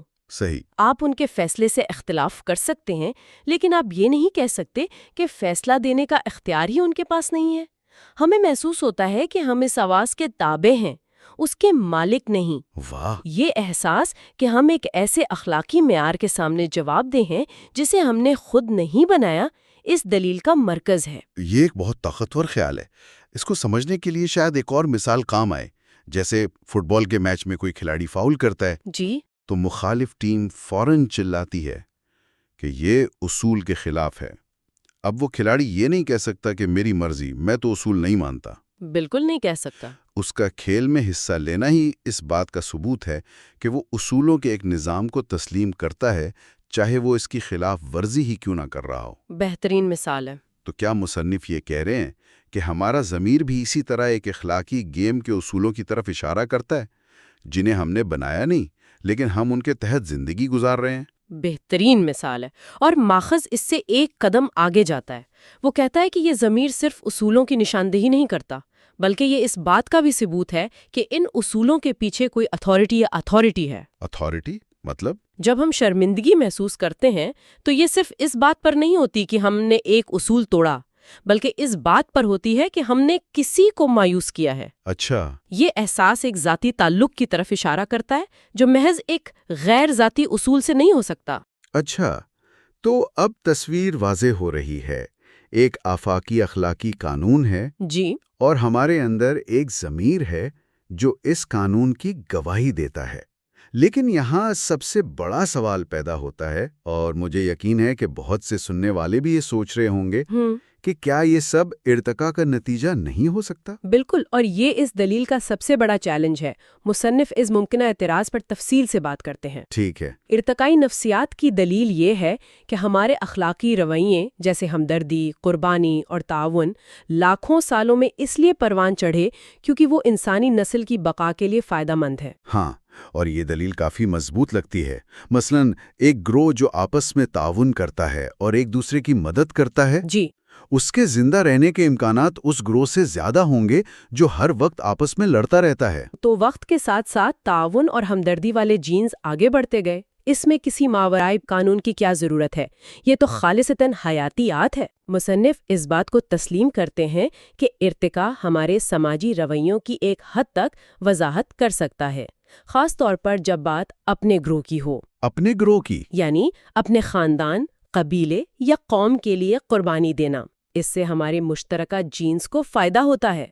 لیکن ماخذ یہ سوال اٹھاتا ہے کہ ارتقاء اس رویے کی وضاحت کیسے کرے گا جسے ہم خالص قربانی یا حقیقی ایثار کہتے ہیں۔ اس سے کیا مراد ہے؟ کوئی مثال؟ مثال کے طور پر ایک فوجی کا دشمن کے سپاہی کی جان بچانے کے لیے گرینیڈ پر کود جانا، یا ایک شخص کا کسی بالکل اجنبی جس سے اس کا کوئی تعلق نہیں اس کے لیے اپنا گردہ عطیہ کر دینا، یا کسی ڈوبتے ہوئے بچے کو بچانے کے لیے اپنی جان خطرے میں ڈال دینا، یہ جانتے ہوئے بھی کہ وہ بچہ کسی اور نسل یا ملک سے ہے۔ یہ رویے تو حیاتیاتی بقا کے اصول کے بالکل خلاف ہیں۔ بالکل خلاف ہیں۔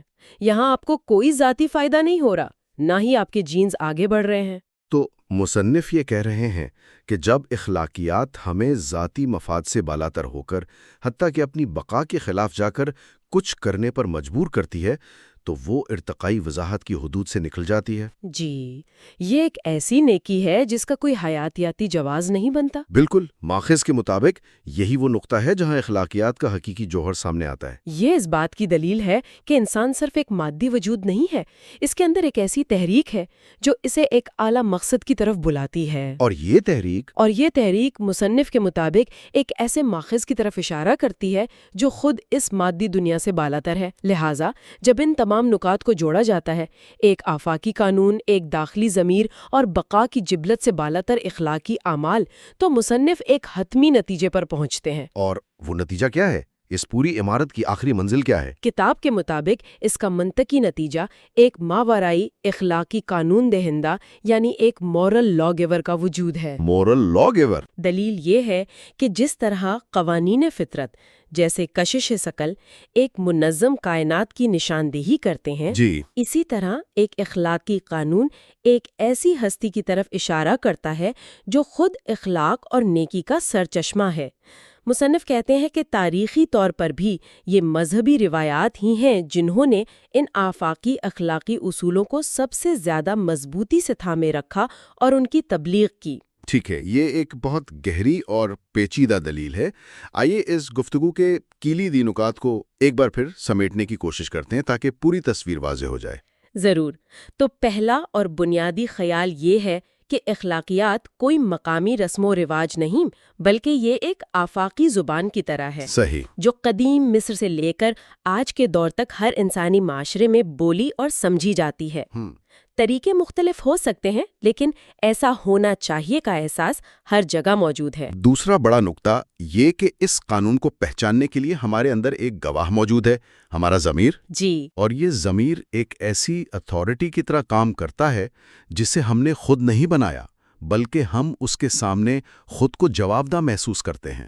تیسرا اور شاید سب سے اہم نقطہ یہ ہے کہ خالص ایثار اور قربانی جیسے اعمال جہاں انسان اپنی بقا کے خلاف جاتا ہے، یہ ثابت کرتے ہیں کہ اخلاقیات محض ایک ارتقائی حکمت عملی سے کہیں بڑھ کر ہے۔ صحیح، یہ ہمیں ہماری حیاتیاتی حدود سے ماورا ایک حقیقت کی طرف متوجہ کرتی ہے۔ بالکل۔ اور ان سب کو ملا کر مصنف کا آخری نتیجہ یہ ہے کہ یہ تمام اشارے آفاقی قانون، ضمیر کی آواز اور بے غرض نیکی ایک ایسے اخلاقی قانون بنانے والے کی طرف لے جاتے ہیں جو خود نیکی کا حتمی معیار ہے۔ جی، یعنی نیکی اور بدی کے تصورات کا کوئی مطلب ہی نہیں رہتا اگر کوئی حتمی معیار موجود نہ ہو۔ اچھا، یہ ایک اہم نقطہ ہے۔ یہاں ایک بات واضح کرنا بہت ضروری ہے۔ یہ دلیل یہ نہیں کہتی کہ جو لوگ خدا پر یقین نہیں رکھتے وہ اچھے انسان نہیں ہو سکتے، ہرگز نہیں۔ نہیں، بالکل نہیں۔ بلکہ یہ کہتی ہے کہ اچھا اور برا ہونے کا جو موضوعی تصور ہے وہی اس وقت تک بے معنی ہے جب تک کوئی اعلیٰ معیار موجود نہ ہو۔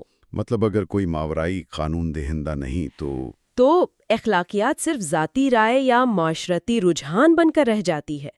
پھر یہ ناانصافی ہے کہنے کا مطلب صرف اتنا رہ جاتا ہے کہ مجھے یہ پسند نہیں۔ یہ واقعی ایک گہرا نقطہ ہے۔ اس کا مطلب ہے کہ یہ دلیل منطق سے زیادہ ہمارے وجدان اور ہمارے اخلاقی تجربے کو اپیل کرتی ہے۔ جی بالکل۔ اب جب کہ ہم نے عقلی اور اخلاقی دلائل کا جائزہ لے لیا ہے، اگلی گفتگو میں ہم مصنف کے پیش کردہ تجرباتی دلائل کا جائزہ لیں گے، یعنی روحانی تجربات اور الہامی دعوے۔ اور آج کی گفتگو ہمیں ایک بہت بڑے سوال کے ساتھ چھوڑ جاتی ہے۔ وہ کیا ہے؟ اگر ایک موضوعی اخلاقی قانون موجود ہے اور ضمیر اس کی طرف رہنمائی کرتا ہے تو پھر ہم ان شدید اخلاقی اختلافات کی وضاحت کیسے کریں جو دنیا میں موجود ہیں؟ تاریخ ایسے لوگوں سے بھری پڑی ہے جنہوں نے اپنے ضمیر کی آواز پر ہولناک کام کیے ہیں۔ یہ تو ہے۔ ماخذ ایک آفاقی مرکز کی بات کرتا ہے، لیکن اس مرکز کو ڈھونڈنا اور اس کی صحیح تشریح کرنا شاید انسانیت کا پچھلی نشستوں میں ہم نے کائنات کو باہر سے دیکھنے کی کوشش کی تھی، منطق کی دوربین سے، فلسفے کے اصولوں سے ہم نے کائناتی اور عقلی دلائل پر بات کی۔ لیکن آج مصنف ہمیں ایک بالکل مختلف سفر پر لے جا رہے ہیں، اندر کا سفر۔ آج کا سوال یہ ہے کہ کیا ثبوت صرف ستاروں میں ملتے ہیں یا انسان کے اپنے شعور کے اندر بھی کوئی کائنات چھپی ہے؟ یہ ایک بہت ہی اہم موڑ ہے۔ اب تک کی جو بات تھی وہ معروضی یعنی آبجیکٹو حقائق کے بارے میں تھی، آج ہم موضوعی یعنی سبجیکٹو تجربات کی دنیا میں قدم رکھ رہے ہیں، اور یہ آپ کہہ سکتے ہیں وہ علاقہ ہے جہاں سائنس اکثر خاموش ہو جاتی ہے۔ بالکل۔ ہمارے سامنے جو مواد ہے وہ دو بڑے اور دلچسپ موضوعات کا احاطہ کرتا ہے۔ ایک ہے روحانی تجربات یعنی مسٹیکل ایکسپیرینسز، اور دوسرا وحی یعنی ریولیشن۔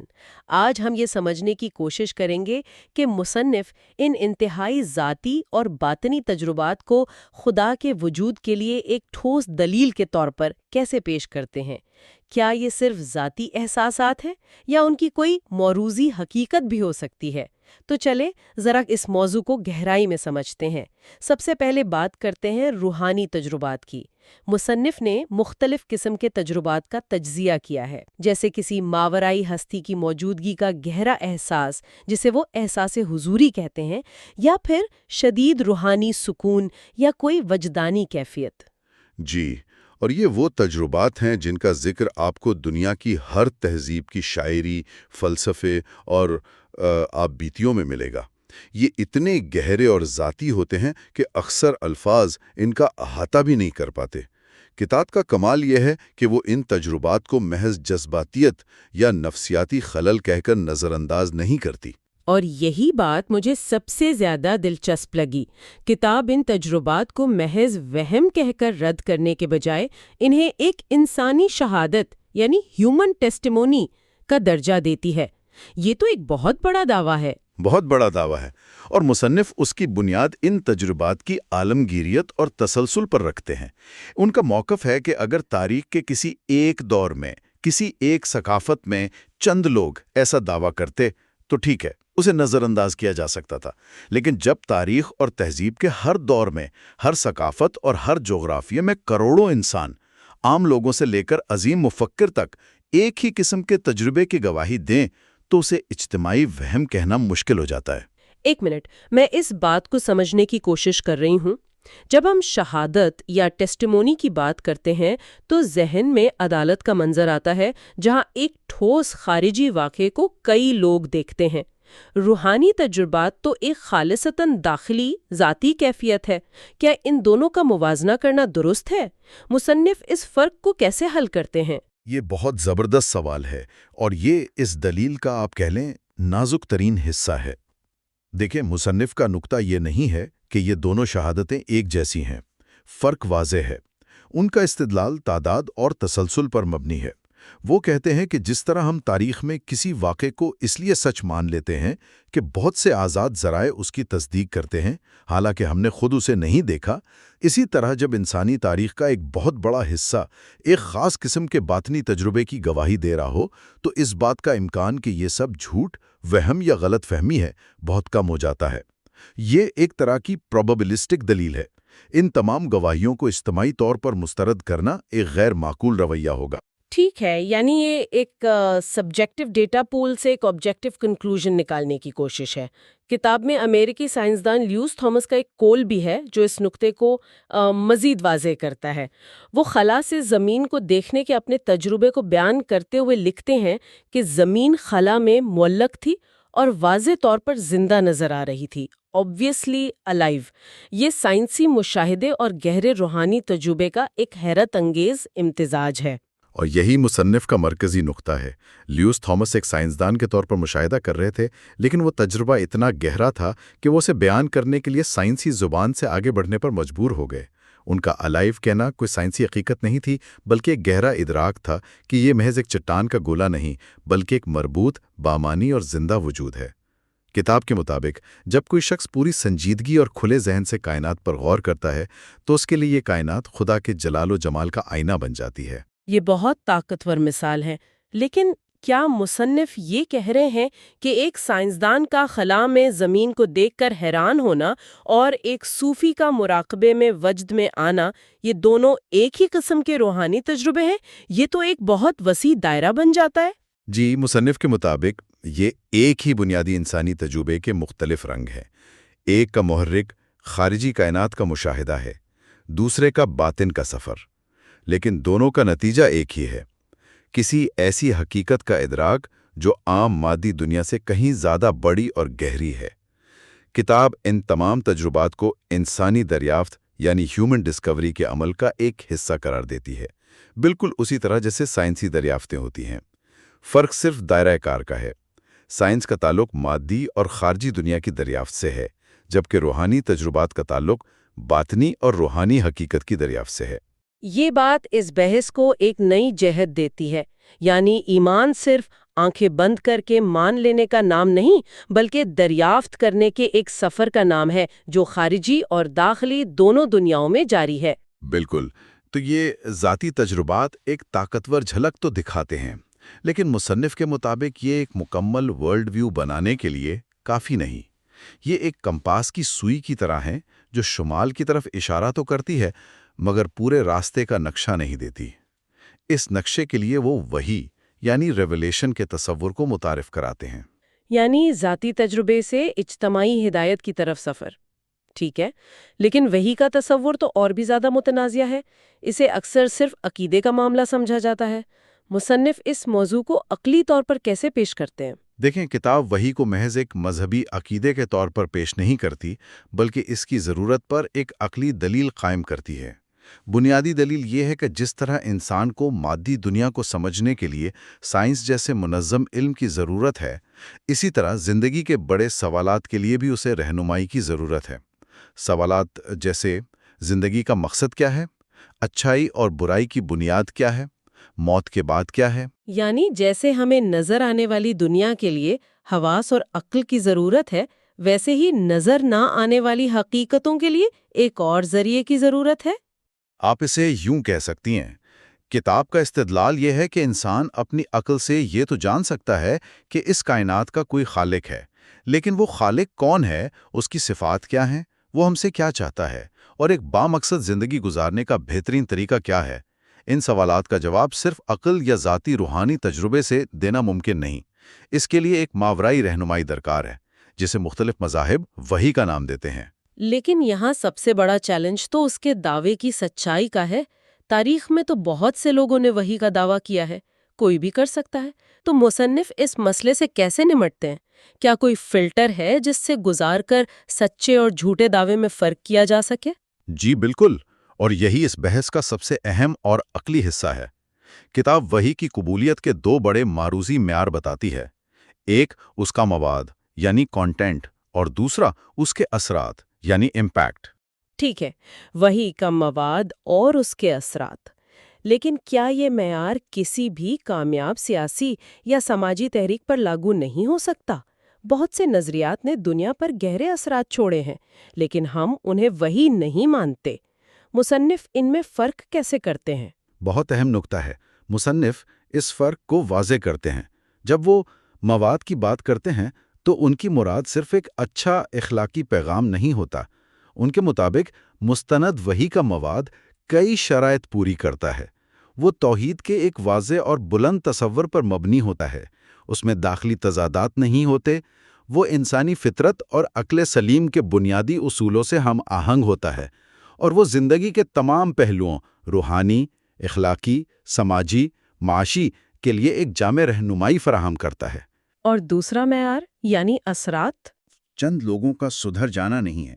مصنف کا اشارہ تاریخ کی سب سے بڑی اور پائیدار تبدیلیوں کی طرف ہے۔ وہ ایک مثال دیتے ہیں کہ جیسے عرب کے منتشر، خانہ بدوش اور صدیوں سے پسماندہ قبائل کا صرف چند دہائیوں میں ایک ایسی متحد قوت بن جانا جس نے صدیوں تک دنیا کی علمی، تہذیبی اور اخلاقی قیادت کی۔ مصنف یہ سوال اٹھاتے ہیں کہ اس پیمانے کی گہری اور ہمہ جہت تبدیلی کے پیچھے کیا کوئی عام انسانی پیغام ہو سکتا ہے؟ ان کے مطابق جب مواد کی پاکیزگی اور گہرائی اور اثرات کی وسعت اور پائیداری ایک جگہ جمع ہو جائیں تو یہ اس بات کا مضبوط ثبوت بن جاتا ہے کہ اس پیغام کا ماخوذ انسانی نہیں بلکہ ماورائی ہے۔ تو گویا وحی کو اس کے نتائج سے پرکھا جائے گا۔ یہ ایک تاریخی اور تجرباتی دلیل بن جاتی ہے، نہ کہ صرف ایک دعویٰ۔ بالکل، مصنف کا استدلال یہی ہے کہ وحی اور روحانی تجربات دونوں ہی انسانی دریافت کے سفر کا حصہ ہیں۔ روحانی تجربہ ایک فرد کو ذاتی سطح پر حقیقت سے جوڑتا ہے، اسے ایک جھلک دکھاتا ہے، جبکہ وحی اسی حقیقت کا ایک جامع، منظم اور اجتماعی نقشہ فراہم کرتی ہے تاکہ پوری انسانیت اس سے رہنمائی حاصل کر سکے۔ ایک ذاتی مشاہدہ ہے اور دوسرا اجتماعی ہدایت کا فریم ورک۔ تو اگر ہم ان سب باتوں کو جوڑیں تو کتاب ان دونوں یعنی ذاتی روحانی تجربات اور اجتماعی وحی کو کس طرح ایک مربوط دلیل کے طور پر پیش کرتی ہے؟ کتاب کا اسلوب، جیسا کہ ہم نے پہلے بھی ذکر کیا، کیومولیٹو ہے، یعنی وہ دلائل کو جمع کرتی ہے۔ وہ مختلف شعبوں، سائنس، فلسفہ، تاریخ اور اب ذاتی تجربات سے شواہد اکٹھے کر کے ایک جامع اور مکمل تصویر پیش کرنے کی کوشش کرتی ہے۔ اور ان تجرباتی دلائل کی خاصیت کیا ہے؟ یہ کائناتی دلائل سے کیسے مختلف ہیں؟ ان تجرباتی دلائل کی خاص بات یہ ہے کہ یہ خدا کے تصور کو ایک خشک، غیر ذاتی اور فلسفیانہ بحث سے نکال کر ایک زندہ، ذاتی اور محسوس کی جانے والی حقیقت بنا دیتے ہیں۔ جب کوئی شخص احساس حضوری کا تجربہ کرتا ہے تو اس کے لیے خدا صرف ایک نظریہ یا ایک مفروضہ نہیں رہتا، بلکہ ایک ایسی حقیقت بن جاتا ہے جس سے اس کا براہ راست تعلق قائم ہو گیا ہو۔ تو پچھلی بحثیں دماغ کے لیے تھیں، کائنات کیسے شروع ہوئی، ڈیزائن کیسا ہے، اور یہ بحث انسان کے پورے وجود کے لیے ہے، اس کے دل اور شعور کے لیے۔ اور یہ بات دلچسپ ہے کیونکہ اس کا مطلب یہ ہوا کہ یہ دلیل صرف مذہبی لوگوں کے لیے نہیں ہے۔ مصنف ایک ایسی عالمگیر انسانی حقیقت کی بات کر رہے ہیں جو شاید ایک سیکولر شخص بھی محسوس کر سکتا ہے، چاہے وہ اسے کوئی اور نام دے، جیسے لوئس تھامس نے اسے زندگی کا نام دیا۔ آپ نے بالکل صحیح پکڑا۔ کتاب یہ واضح کرتی ہے کہ یہ تجربات کسی خاص مذہب، نسل یا گروہ تک محدود نہیں ہیں۔ یہ ایک عالمگیر انسانی ورثہ ہے۔ تاریخ کے ہر دور میں صوفیہ، فلاسفر، سائنسدانوں، شاعروں اور عام انسانوں نے بھی ایسے تجربات کی گواہی دی ہے۔ یہ اس بات کی طرف اشارہ کرتے ہیں کہ انسان کی فطرت میں ایک اعلیٰ حقیقت کی تلاش اور اس سے جڑنے کی پیاس موجود ہے۔ اس کا مطلب یہ ہوا کہ مصنف کے نزدیک ایمان صرف اندھے عقیدے کا نام نہیں بلکہ مشاہدے اور تجربے کا بھی نام ہے۔ ایک طرف کائنات کا خارجی مشاہدہ ہے جس پر ہم نے پچھلی نشستوں میں بات کی، اور دوسری طرف انسان کا داخلی اور روحانی مشاہدہ ہے، اور ان کے مطابق یہ دونوں ایک ہی حقیقت کی طرف اشارہ کرتے ہیں۔ بالکل، اور یہی اس پوری بحث کا مرکزی نقطہ ہے۔ کتاب کے مطابق وہی ان داخلی مشاہدات اور روحانی تجربات کو ایک زبان، ایک ساخت اور ایک سمت عطا کرتی ہے تاکہ انسان کی روحانی تلاش بھٹک نہ جائے۔ یہ ذاتی تجربہ اور اجتماعی ہدایت دونوں مل کر انسان کی رہنمائی کرتے ہیں۔ مصنف کا موقف ہے کہ یہ تجربات اور وحی مل کر انسانیت کے لیے دریافت کا وہ عمل مکمل کرتے ہیں جو صرف مادی سائنس سے ادھورا رہ جاتا ہے۔ تو آج ہم نے دیکھا کہ مصنف کس طرح ذاتی روحانی تجربات اور وحی کے تصور کو خدا کے وجود کے لیے ایک ٹھوس اور تجرباتی دلیل کے طور پر پیش کرتے ہیں۔ انہوں نے ان تجربات کو محض نفسیاتی وہم قرار دینے کے بجائے انسانی شہادت کا ایک بلند درجہ دیا، اور وحی کو محض عقیدہ نہیں بلکہ ہدایت کا ایک معقول اور ضروری ذریعہ قرار دیا۔ جی، اور سب سے اہم بات یہ ہے کہ ان دونوں کو انسانی دریافت کے ایک وسیع تر عمل کا حصہ سمجھا گیا ہے۔ یہ محض عقیدے کی بات نہیں بلکہ ایک ایسی حقیقت کو جاننے اور پانے کی کوشش ہے جس کا ادراک انسان اپنے باطن اور اپنی تاریخ دونوں میں کرتا آیا ہے۔ اور یہ گفتگو ہمیں اس اہم نقطے پر سوچنے پر مجبور کرتی ہے کہ علم کے ذرائع صرف وہی نہیں ہیں جو ہم اپنی لیبارٹریوں میں حواس خمسہ سے پرکھ سکتے ہیں۔ انسانی شعور اور اجتماعی انسانی تاریخ بھی علم کے طاقتور ذرائع ہو سکتے ہیں۔ اور یہیں ہم آج کے گفتگو ایک آخری سوال پر ختم کرتے ہیں جو ہمارے اگلے حصے کا راستہ بھی ہموار کرے گا۔ اگر ہم ایک لمحے کے لیے یہ مان لیں کہ ہمارے باطنی اور سبجیکٹو تجربات بھی حقیقت کو جاننے کا ایک ذریعہ ہو سکتے ہیں، تو پھر جدید سائنس جو پوری طرح سے موضوعی یعنی آبجیکٹو حقائق پر کھڑی ہے، ان تجربات کو کس نظر سے دیکھتی ہے؟ کیا سائنس اور روحانیت میں کوئی لازمی تصادم ہے، یا یہ ایک ہی حقیقت کے دو مختلف پہلو ہیں جنہیں دیکھنے کے انداز الگ الگ ہیں؟ یہ ایک بہت گہرا اور اہم سوال ہے، اور اس پر گفتگو کے لیے ہمیں علم کے فلسفے اور سائنس کی حدود دونوں پر بات کرنی ہوگی۔ اسی پر بات اچھا، تو آج کی ہماری گفتگو کا موضوع ایک بہت بڑا اور شاید متنازع سوال ہے: سائنس اور خدا کا تعلق۔ جی، اور خاص طور پر ہم ایک ایسے کتاب کا جائزہ لے رہے ہیں جو یہ دعویٰ کرتی ہے کہ سائنس خدا کے تصور کو رد نہیں کرتی۔ بالکل، بلکہ یہ کتاب تو اس سے بھی ایک قدم آگے جاتی ہے۔ اس کا دعویٰ ہے کہ جدید سائنسی نظریات جیسے کہ بگ بینگ یا ارتقاء، وہ دراصل خدا پر ایمان کے لیے آپ کہہ لیں کہ دلائل فراہم کرتے ہیں، جو کہ عام طور پر لوگ اس کے بالکل برعکس سوچتے ہیں۔ جی بالکل برعکس۔ تو آج ہم اسی دلچسپ دعوے کی گہرائی میں اتریں گے اور دیکھیں گے کہ مصنف یہ مقدمہ کیسے بناتے ہیں۔ اور میرے خیال میں اس سفر کا آغاز ایک بہت ہی بنیادی سوال سے ہوتا ہے جس پر یہ پوری کتاب جو ہے وہ کھڑی ہے۔ اور وہ کیا ہے؟ وہ یہ کہ سائنس کا اصل دائرہ کار ہے کیا؟ کتاب کا موقف ہے کہ ہم نے سائنس کو ایک ایسے جج کے طور پر دیکھنا شروع کر دیا ہے جو ہر سوال کا حتمی فیصلہ سنا سکتا ہے، صحیح۔ جبکہ حقیقت میں سائنس صرف ایک خاص قسم کے ثبوتوں کا ہی جائزہ لے سکتی ہے۔ تو آئیے اسی نقطے سے شروع کرتے ہیں۔ کتاب کا آغاز ہی اس سوال سے ہوتا ہے کہ سائنس کا اصل کام کیا ہے؟ مصنف کہتے ہیں کہ سائنس ہمیں یہ بتاتی ہے کہ کوئی چیز کیسے کام کرتی ہے، کیسے؟ جی، لیکن یہ نہیں بتاتی کہ وہ کیوں موجود ہے۔ یہ فرق تو بہت اہم لگتا ہے۔ یہ بہت ہی اہم ہے۔ مصنف سائنس کو ایک بڑا دلچسپ نام دیتے ہیں: مادی حقیقت کا طریقہ کار۔ مادی حقیقت کا طریقہ کار؟ جی، مطلب یہ صرف ان چیزوں کا مطالبہ کر سکتی ہے جنہیں ہم اپنے حواس سے محسوس کر سکتے ہیں، ناپ سکتے ہیں یا کسی لیب میں ٹیسٹ کر سکتے ہیں۔ اچھا۔ کتاب میں یہ بات بہت واضح طور پہ لکھی ہے کہ سائنس خدا کے وجود کا نہ تو اقرار کر سکتی ہے اور نہ ہی انکار۔ کیوں؟ کیونکہ خدا کا تصور اس مادی دنیا کی حدود سے ماورا ہے۔ یہ ایک جسے ہم کہتے ہیں ما بعد طبیعتی یا میٹا فزیکل سوال ہے۔ آپ نے یہ لفظ استعمال کیا، ما بعد طبیعتی۔ یہ تھوڑا سا بھاری لفظ ہے، کیا آپ اسے ہمارے سامعین کے لیے تھوڑا آسان الفاظ میں بیان کر سکتی ہیں؟ ضرور۔ دیکھیں، ما بعد الطبیعیاتی کا مطلب ہے وہ سوالات جو طبیعیات یعنی فزکس یا سائنس کی پہنچ سے باہر ہوں، جیسے اچھائی کیا ہے، یا انصاف کا تصور کہاں سے آیا، یا سب سے بڑا سوال انسانی شعور کیا چیز ہے۔ آپ ان چیزوں کو کسی ٹیسٹ ٹیوب میں نہیں پرکھ سکتے۔ صحیح، مطلب ان کا کوئی وزن نہیں، کوئی حجم نہیں ہے۔ بالکل۔ تو سائنس کا دائرہ کار ان سوالات سے پہلے ہی ختم ہو جاتا ہے، اور یہ سائنس کی کوئی ناکامی نہیں ہے، بلکہ یہ اس کے کام کی تعریف ہے، اس کی حدود ہے۔ لیکن یہاں ایک سوال پیدا ہوتا ہے، کیا یہ دائرہ کار الگ کرنے کی کوشش ایک طرح کی فکری پسپائی نہیں؟ مطلب بہت سے سائنسدان تو یہ کہیں گے کہ جیسے جیسے سائنس ترقی کرے گی وہ ان سوالات کے جواب بھی دے دے گی جو آج مذہب کے دائرے میں آتے ہیں۔ آپ نے ایک بہت اہم سوال اٹھایا ہے۔ کتاب اس کا جواب یہ دیتی ہے کہ یہ دائرہ کار الگ کرنا پسپائی نہیں، بلکہ یہ فکری ایمانداری ہے۔ فکری ایمانداری؟ وہ کیسے؟ وہ ایسے کہ مصنف کا کہنا ہے کہ سائنس مقدار یعنی کوانٹٹی کی بات کرتی ہے، جبکہ مذہب اور فلسفہ معیار یعنی کوالٹی اور معنی یعنی میننگ کی بات کرتے ہیں۔ کوئی مثال دے کر سمجھائیں؟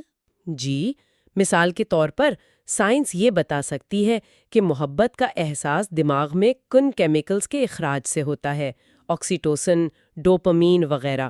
صحیح۔ لیکن سائنس یہ نہیں بتا سکتی کہ محبت کیا ہے یا اس کا مقصد کیا ہے۔ وہ اس کے معنی پر خاموش ہے۔ یہ تو بہت گہری بات ہے۔ ایک مشہور فزسسٹ نے کہا تھا کہ کائنات کے بارے میں سب سے ناقابل فہم بات یہ ہے کہ وہ قابل فہم ہے۔ واہ! مصنف اسی نقطے کو آگے بڑھاتے ہیں کہ یہ قوانین موجود ہی کیوں ہیں جنہیں ہم سمجھ سکتے ہیں۔ سائنس اس کیوں پر بالکل خاموش ہے۔ اچھا، تو اگر سائنس کی حدود اتنی واضح ہیں تو پھر کتاب کائنات کے بارے میں سائنسی نظریات جیسے بگ بینگ کو اپنی دلیل میں استعمال ہی کیوں کرتی ہے؟ یہ تھوڑا متضاد نہیں لگتا؟ یہ ایک بہت دلچسپ نقطہ ہے۔ دیکھیں، کتاب سائنسی دریافتوں کو خدا کے آپ کہہ لیں ثبوت کے طور پر پیش نہیں کرتی، تو پھر بلکہ وہ ان دریافتوں کی فلسفیانہ تشریح کرتی ہے۔ فلسفیانہ تشریح؟ جی، بگ بینگ تھیوری کو ہی لے لیں۔ 20ویں صدی سے پہلے عام سائنسی خیال کیا تھا؟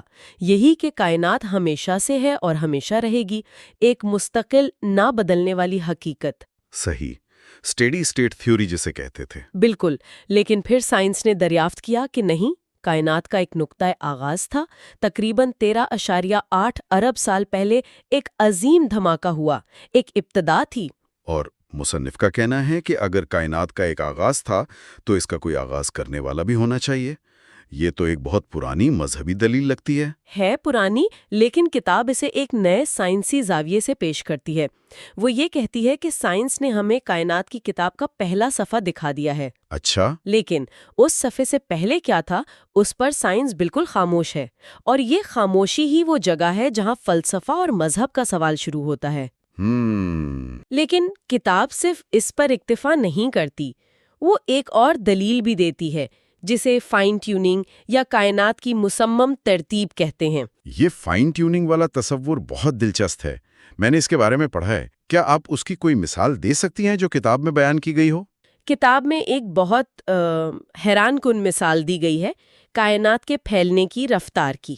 اچھا، اگر بگ بینگ کے بعد یہ رفتار 1 سیکنڈ کے کھربوں میں حصے سے بھی ذرا سی بھی زیادہ تیز ہوتی تو کیا ہوتا؟ تو مادہ اتنا بکھر جاتا کہ ستارے اور سیارے بن ہی نہیں سکتے تھے، کچھ بھی نہ ہوتا، صرف خالی پن۔ اور اگر یہ رفتار تھوڑی سست ہوتی؟ تو کشش ثقل یعنی گریوٹی ہر چیز کو واپس ایک نقطے میں سکیڑ دیتی، جسے بگ کرنچ کہتے ہیں۔ کائنات اپنے آغاز پر ہی ختم ہو جاتی۔ ناقابل یقین۔ کتاب کا نقطہ یہ ہے کہ یہ جو درستی ہے، یہ جو توازن ہے، یہ اتفاق سے کہیں زیادہ ایک ماہر نشانے باز کی مہارت لگتی ہے۔ واہ، جیسے کسی نے اربوں نوری سال دور سے 1 انچ کے 1000ویں حصے پر نشانہ لگایا ہو۔ بالکل یہی تشبیہ استعمال کی گئی ہے۔ یہ سوچنا ہی حیران کن ہے کہ ہمارا پورا وجود ایک ایسی ناقابل یقین حد تک نازک ترتیب پر قائم ہے۔ مجھے یہاں کتاب میں امریکی سائنسدان لیوس تھامس کا ایک حوالہ یاد آ رہا ہے۔ انہوں نے زمین کو خلا میں معلق ایک زندہ وجود قرار دیا تھا۔ جی بالکل۔ عام طور پر ہم زمین کو صرف ایک چٹان سمجھتے ہیں، ایک سیارہ، لیکن اسے ایک زندہ سانس لیتی ہوئی چیز کے طور پر دیکھنا، یہ واقعی آپ کا پورا پرسپیکٹیو بدل دیتا ہے۔ بالکل، اور مصنف اسی حیرت کے احساس کو استعمال کرتے ہیں۔ وہ کہتے ہیں کہ جب ہم کائنات کو اس نظر سے دیکھتے ہیں، نہ صرف ایک مشینی نظام کے طور پر بلکہ ایک زندہ اور مربوط کل کے طور پر، تو یہ سوال پیدا ہوتا ہے کہ کیا یہ سب کچھ محض ایک اتفاق ہے؟ مطلب زمین کی سورج سے مناسب دوری، پانی کی موجودگی، ایک حفاظتی ماحول جو ہمیں خطرناک شعاعوں سے بچاتا ہے۔ جی، یہ سب چیزیں زندگی کے لیے اتنی زیادہ موزوں ہیں کہ یہ ایک منصوبے کا تاثر دیتی ہیں۔ کتاب یہ نہیں کہتی کہ یہ سائنسی ثبوت ہے، نہیں، بلکہ یہ سائنس کی دریافتوں سے پیدا ہونے والا ایک منطقی نتیجہ ہے، بالکل ایک فلسفیانہ نتیجہ ہے۔ ٹھیک ہے۔ تو اگر کائنات کے آغاز اور اس کی ترتیب کا پیمانہ اتنا بڑا ہے کہ وہ ایک خالق کی طرف اشارہ کرتا ہے، تو پھر اس میں موجود زندگی کی پیچیدگی کا کیا؟ اور یہ ہمیں اس موضوع پر لاتا ہے جہاں سائنس اور مذہب کی بحث سب سے شدید ہو جاتی ہے۔ نظریہ ارتقاء۔ جی، نظریہ ارتقاء، اسے تو عام طور پر مذہب اور سائنس کے درمیان سب سے بڑی جنگ کا میدان سمجھا جاتا ہے۔ یہ درست ہے، اور کتاب اس موضوع پر بہت محتاط اور متوازن رویہ اپناتی ہے۔ اچھا، وہ یہ نہیں کہتی کہ نظریہ ارتقاء غلط ہے، اچھا، تو پھر وہ کیا کہتی ہے؟ وہ ارتقاء کے سائنسی عمل اور اس کی الحاد پر مبنی فلسفیانہ تشریح میں فرق کرتی ہے۔ یہ ایک اہم نقطہ ہے، جی اس کو تھوڑا کھولیں۔ دیکھیں، بہت سے لوگ یہ سمجھتے ہیں کہ ارتقاء کا مطلب ہے کہ زندگی ایک اندھا، بے ترتیب اور بے مقصد عمل ہے جو محض اتفاقات کا نتیجہ ہے۔ اور کتاب اس تشریح کو چیلنج کر لیتی ہے۔ جی، وہ اسے سختی سے چیلنج کرتی ہے۔ کتاب یہ سوال اٹھاتی ہے کہ قدرتی انتخاب یعنی نیچرل سلیکشن کا عمل تو شاید اندھا ہو، یعنی اس کا کوئی پہلے سے طے شدہ منصوبہ نہیں ہوتا۔ ٹھیک ہے۔ لیکن وہ جینیاتی کوڈ یعنی ڈی این اے جس پر یہ سارا عمل ہو رہا ہے، کیا وہ بھی بے مقصد ہے؟ مصنف ڈی این اے کو ایک انتہائی پیچیدہ سافٹ ویئر سے تشبیہ دیتے ہیں جس میں اربوں لائنوں کا کوڈ لکھا ہوا ہے، اور وہ پوچھتے ہیں کہ کیا کوئی سافٹ ویئر بغیر کسی ذہین پروگرامر کے خود بخود وجود میں آ سکتا ہے؟ یہ ایک بہت طاقتور تشبیہ ہے۔ یعنی مصنف کا کہنا یہ ہے کہ ارتقاء وہ عمل ہو سکتا ہے جس کے ذریعے زندگی کو ڈیزائن کیا گیا، نہ کہ خود ڈیزائن کا متبادل۔ آپ نے بالکل صحیح سمجھا۔ یہی کتاب کی مرکزی دلیل ہے کہ ارتقاء خدا کے تخلیقی عمل کا ایک طریقہ کار ہو سکتا ہے، ایک میکانزم ہو سکتا ہے۔ تو کتاب سائنس کے حقائق کو نہیں جھٹلا رہی۔ بالکل نہیں جھٹلا رہی۔ وہ کہہ رہی ہے کہ ان حقائق کی تشریح کے لیے صرف مادی اسباب ہی واحد آپشن نہیں ہے۔ خدا ایک ایسے نظام کے ذریعے بھی تخلیق کر سکتا تھا جو خودکار اور قدرتی قانونوں کے تابع ہو۔ لیکن پھر ایک اور سوال ذہن میں آتا ہے، اور مجھے یقین ہے کتاب نے اس پر بات کی ہوگی۔ ارتقاء میں تو بے شمار خامیاں نظر آتی ہیں۔ مثلاً ایسی انواع جو ناپید ہو گئیں، یا جانداروں کے اپنے ڈیزائن میں جو نقائص ہیں۔ کیا یہ ایک کامل اور ذہین ڈیزائنر کے تصور کے خلاف نہیں جاتا؟ یہ ایک بہترین سوال ہے، اور کتاب اس پر بھی بات کرتی ہے۔ مصنف کا موقف یہ ہے کہ ہم کامل ڈیزائن سے کیا مراد لیتے ہیں، یہ خود ایک فلسفیانہ سوال ہے۔ اچھا۔ شاید ڈیزائن کا مقصد ہر جاندار کو ہمیشہ کے لیے ناقابل شکست بنانا تھا ہی نہیں، بلکہ ایک ایسا متحرک اور لچکدار نظام بنانا تھا جو بدلتے ہوئے حالات کے مطابق خود کو ڈھال سکے۔ اور اس عمل میں کچھ انواع کا ناپید ہو جانا ایک قدرتی حصہ ہے؟ ہو سکتا ہے۔ کتاب کا نقطہ یہ ہے کہ ایک نامکمل نظر آنے والا ڈیزائن بھی ایک ڈیزائنر کی موجودگی کو رد نہیں کرتا، بالکل اسی طرح جیسے ایک پینٹنگ میں کچھ خامیاں پینٹر کے وجود کو ختم نہیں کر دیتی۔ ٹھیک ہے، یہ بات سمجھ میں آتی ہے۔ تو بگ بینگ، کائنات کا ڈیزائن، ارتقاء پر ایک مختلف زاویہ، یہ سب دلائل دینے کے بعد کتاب آخر میں ہمیں کہاں لا کر چھوڑتی ہے؟ ان تمام باتوں کا جو ہے خلاصہ کیا ہے؟ ان تمام سائنسی اور فلسفیانہ دلائل کے بعد کتاب ہمیں واپس انسانی تجربے کی طرف لاتی ہے۔ انسانی تجربہ؟ جی، وہ ہمیں کچھ بنیادی منطقی سوالات کے ساتھ چھوڑ دیتی ہے، اور بنیادی سوال وہی ہے جو ہم نے شروع میں اٹھایا تھا۔ کیا سائنس واقعی ہر سوال کا جواب دے سکتی ہے؟ اور کتاب کا جواب ہے نہیں۔ کتاب کا موقف ہے کہ سائنس ہمیں بتاتی ہے کہ زندگی کیسے چلتی ہے، یہ خلیوں اور ڈی این اے کی ساخت کی وضاحت کرتی ہے، لیکن یہ نہیں بتاتی کہ زندگی کا مقصد کیا ہے۔ اور یہیں پر پھر انسانی شعور، اخلاقیات اور معنی کی تلاش جیسے موضوعات آتے ہیں۔ بالکل۔ مصنف کا آخری نقطہ یہی ہے کہ انسان کی حقیقت صرف مادی نہیں ہے، اس لیے اس کے سوالات بھی سائنس کے دائرے سے باہر جاتے ہیں۔ جی، ہمارا شعور، ہماری اچھائی اور برائی کی تمیز، خوبصورتی کا احساس، یہ سب چیزیں صرف کیمیائی رد عمل سے کچھ زیادہ محسوس ہوتی ہیں، ہے نا؟ یقیناً۔ سائنس یہ بتا سکتی ہے کہ جب کوئی شخص قربانی دیتا ہے تو اس کے دماغ میں کیا ہوتا ہے، کون سے نیورونز فائر ہوتے ہیں۔ صحیح۔ لیکن یہ نہیں بتا سکتی کہ قربانی دینا ایک اچھا عمل کیوں سمجھا جاتا ہے، یہ اخلاقیات کہاں سے آتی ہیں، انصاف کا تصور کیوں اہم ہے۔ یہ وہ سوالات ہیں جن کا جواب سائنسی ڈیٹا میں نہیں ملتا۔ اور مصنف کا کہنا ہے کہ یہ وہ جگہ ہے جہاں مذہب، فلسفہ اور روحانیت کا کردار شروع ہوتا ہے۔ جی، جو ان سوالات کا جواب دینے کی کوشش کرتے ہیں جن پر سائنس خاموش ہے۔ کتاب کا حتمی پیغام یہ ہے کہ سائنس کو خدا کا متبادل سمجھنا ایک بہت بڑی غلطی ہے۔ یہ دونوں حقیقت کے مختلف پہلوؤں کو سمجھنے کی کوششیں ہیں۔ تو آج کی گفتگو کا اگر میں خلاصہ کروں تو وہ یہ ہے کہ اس کتاب کے مطابق سائنس اور مذہب کو دو مخالف قوتوں کے طور پر دیکھنے کی ضرورت نہیں۔ بالکل نہیں۔ انہیں حقیقت کو سمجھنے کے دو مختلف ذرائع کے طور پر بھی دیکھا جا سکتا ہے۔ سائنس مادی دنیا کی وضاحت کرتی ہے، یہ بتاتی ہے کہ کائنات کن قوانین کے تحت چل رہی ہے، جبکہ مذہب اور فلسفہ وجود کے مقصد اور ان گہرے روحانی سوالات سے بحث کرتے ہیں جو ازل سے انسان کی ذات کا حصہ رہے ہیں۔ زبردست۔ اور یہ گفتگو میرے خیال میں ایک اہم سوچ کو جنم دیتی ہے۔ اگر سائنس اور ایمان واقعی الگ الگ دائروں میں کام نہیں کرتے بلکہ حقیقت کے ایک ہی نقشے کے دو مختلف حصے ہیں، تو کیا یہ ممکن ہے کہ انسانی علم کی سب سے بڑی دریافتیں ان میں سے کسی ایک کو منتخب کرنے سے نہیں، بلکہ اس سرحد کو کھوجنے سے ہوں جہاں یہ دونوں آ کر ملتے ہیں؟ جی شاید اصل جواب نہ صرف لیبارٹری میں ہے اور نہ صرف عبادت گاہ میں ہے، بلکہ ان دونوں کے درمیان پھیلے ہوئے اس وسیع میدان میں ہے جس کی یہ اس سلسلے کا 7واں حصہ ہے، اور آج ہم جن موضوعات کی گہرائی میں اتریں گے وہ ہیں مذہب اور معاشرہ، تاریخ پر عقائد کے اثرات، اور یہ کہ ثقافت، اخلاق اور ہمارے ادارے کیسے تشکیل پاتے ہیں۔ تو آئیے گفتگو کا آغاز کرتے ہیں۔ ہمارے سامنے ایک بہت بڑا سوال ہے، اور وہ یہ کہ خدا پر ایک فرد کا ذاتی یقین جو ایک بہت ہی نجی اور اندرونی کیفیت ہے، وہ سی اور پیچیدہ ڈھانچے میں کیسے تبدیل ہو جاتا ہے؟ مطلب یہ کیسے ممکن ہے کہ ایک انفرادی عقیدہ پوری تہذیب کی بنیاد بن جائے، اس کا آپریٹنگ سسٹم بن جائے؟ اور یہی اس کتاب کا مرکزی نقطہ ہے۔ دیکھیں، مصنف کے مطابق یہ تعلق محض اتفاقی نہیں ہے بلکہ بنیادی ہے۔ وہ یہ دلیل پیش کرتے ہیں کہ عقیدہ تہذیبوں کا ایک، آپ کہہ لیں، غیر مری معمار رہا ہے۔ غیر مری معمار؟ جی، جس نے خاموشی سے سماج کی بنیادیں رکھیں اور تاریخ کا رخ متعین کیا۔ یہ ایسا نہیں کہ پہلے معاشرہ بنا اور پھر اس نے مذہب اپنایا۔ نہیں، کتاب کا موقف یہ ہے کہ مذہب کی بنیاد پر ہی معاشرہ کھڑا ہوا۔ آج ہم اسی دعوے کی گہرائی میں جائیں گے کہ یہ سب ہوا کیسے۔ چلیں اسی سے شروع کرتے ہیں۔ کتاب کا کہنا ہے کہ مذہبی عقائد صرف ذاتی تسکین یا عبادات تک محدود نہیں ہے، بلکہ یہ قانون، ثقافت اور اخلاقیات کی بنیاد فراہم کرتے ہیں۔ یہ تو بہت بڑا دعویٰ ہے۔ یعنی آپ کہہ رہے ہیں کہ مذہب معاشرے کا آئین تھا؟ کیا کتاب کوئی مثال دیتی ہے کہ یہ عملی طور پر کیسے کام کرتا تھا؟ بالکل، کتاب اس کے لیے دستور حیات کی اصطلاح استعمال کرتی ہے جو بہت جامع ہے۔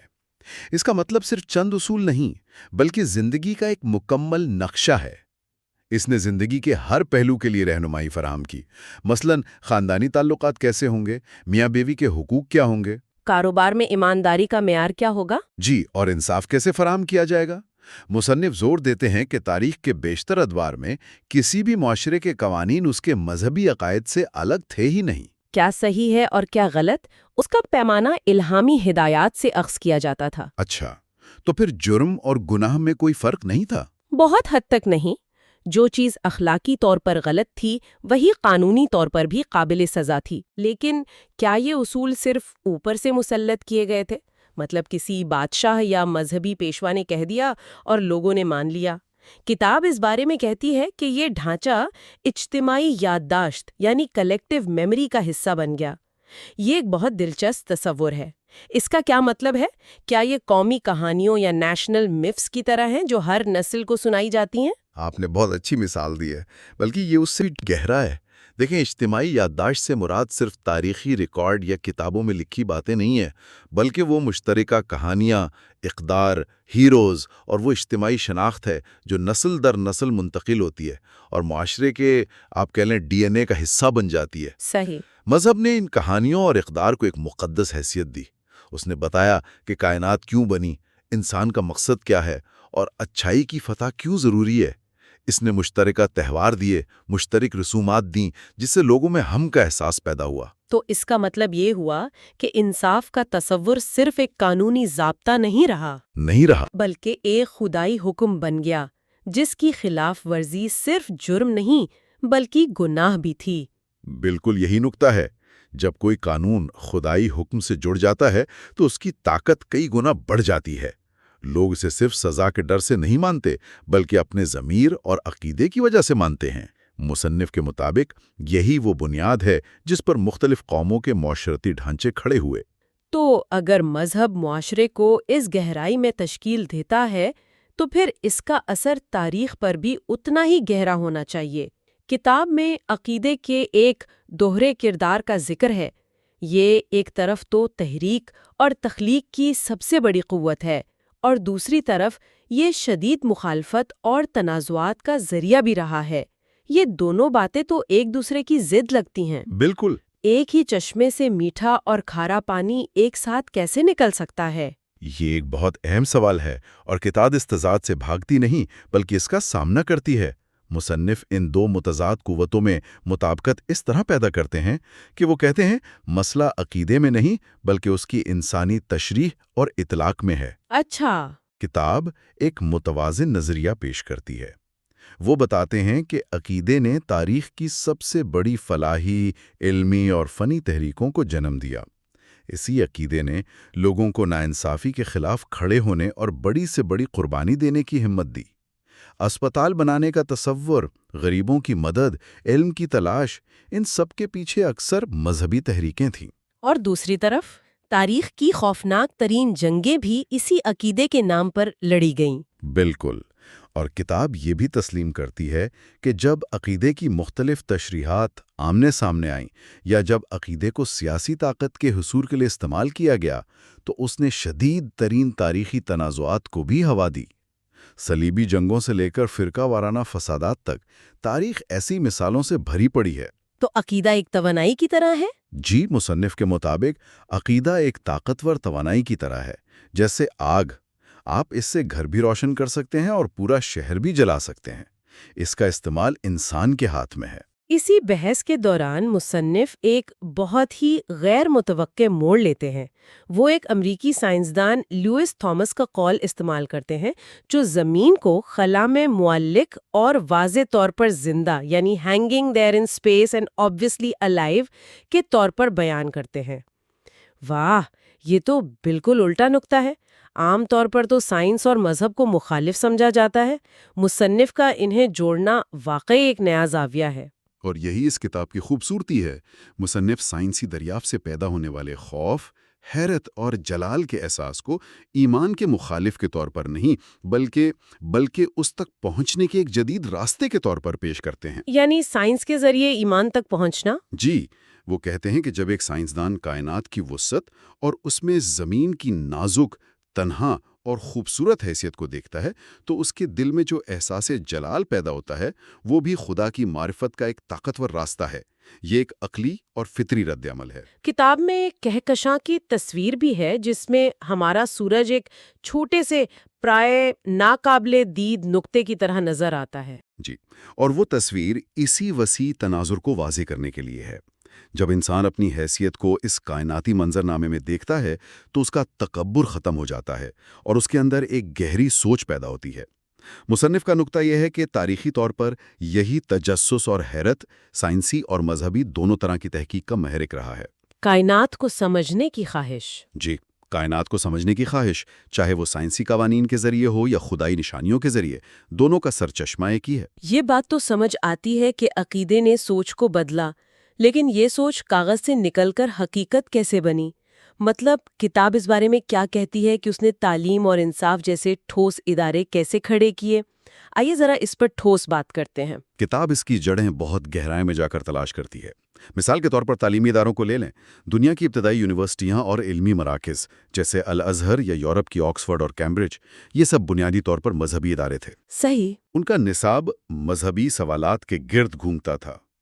علم کا مقصد صرف دنیا کو سمجھنا نہیں تھا بلکہ خالق کو سمجھنا تھا۔ فلسفہ، منطق، فلکیات اور طب، یہ سب علوم الہیات کے وسیع دائرے میں ہی پڑھے اور پڑھائے جاتے تھے۔ علم کو ایک مقدس فریضہ سمجھا جاتا تھا۔ اور انصاف کے نظام کے بارے میں کیا یہ بھی اسی طرح تشکیل پایا؟ بالکل، خدائی انصاف، روز قیامت کی جواب دہی اور اخلاقیات کے تصورات نے کئی تہذیبوں میں قانونی ضابطوں کی بنیاد رکھی۔ سب سے اہم تصور یہ تھا کہ بادشاہ یا حاکم بھی ایک بالاتر طاقت کے سامنے جواب دہ ہے۔ اچھا، یہ بہت اہم نکتہ ہے۔ جی، یہ خیال کہ حاکم وقت کا حکم حتمی نہیں ہے بلکہ اسے بھی اخلاقی اور خدائی قوانین کی پابندی کرنی ہے، یہ بذات خود ایک انقلابی تصور تھا جس نے مطلق العنانیت پر ایک حد لگائی۔ قانون کی حکمرانی کا جدید تصور بھی کہیں نہ کہیں اسی بنیادی خیال سے جڑا ہوا ہے کہ قانون سب سے بالاتر ہے۔ تو اس کا مطلب ہے کہ روزمرہ کی زندگی کے سماجی اصول جیسے شادی بیاہ کی رسومات، کمیونٹی کی ذمہ داریاں، یہ سب بھی مذہبی فکر سے ہی نکلے؟ جی، پیدائش سے لے کر موت تک ہر اہم موقع کی رسومات مذہبی اصولوں کے تحت طے ہوتی تھی۔ ان رسومات کا مقصد صرف تقریبات منعقد کرنا نہیں تھا، بلکہ کمیونٹی کو ایک دوسرے سے جوڑنا، انہیں مشترکہ شناخت دینا اور زندگی کے اتار چڑھاؤ میں ایک دوسرے کا سہارا بننے کی ترغیب دینا تھا۔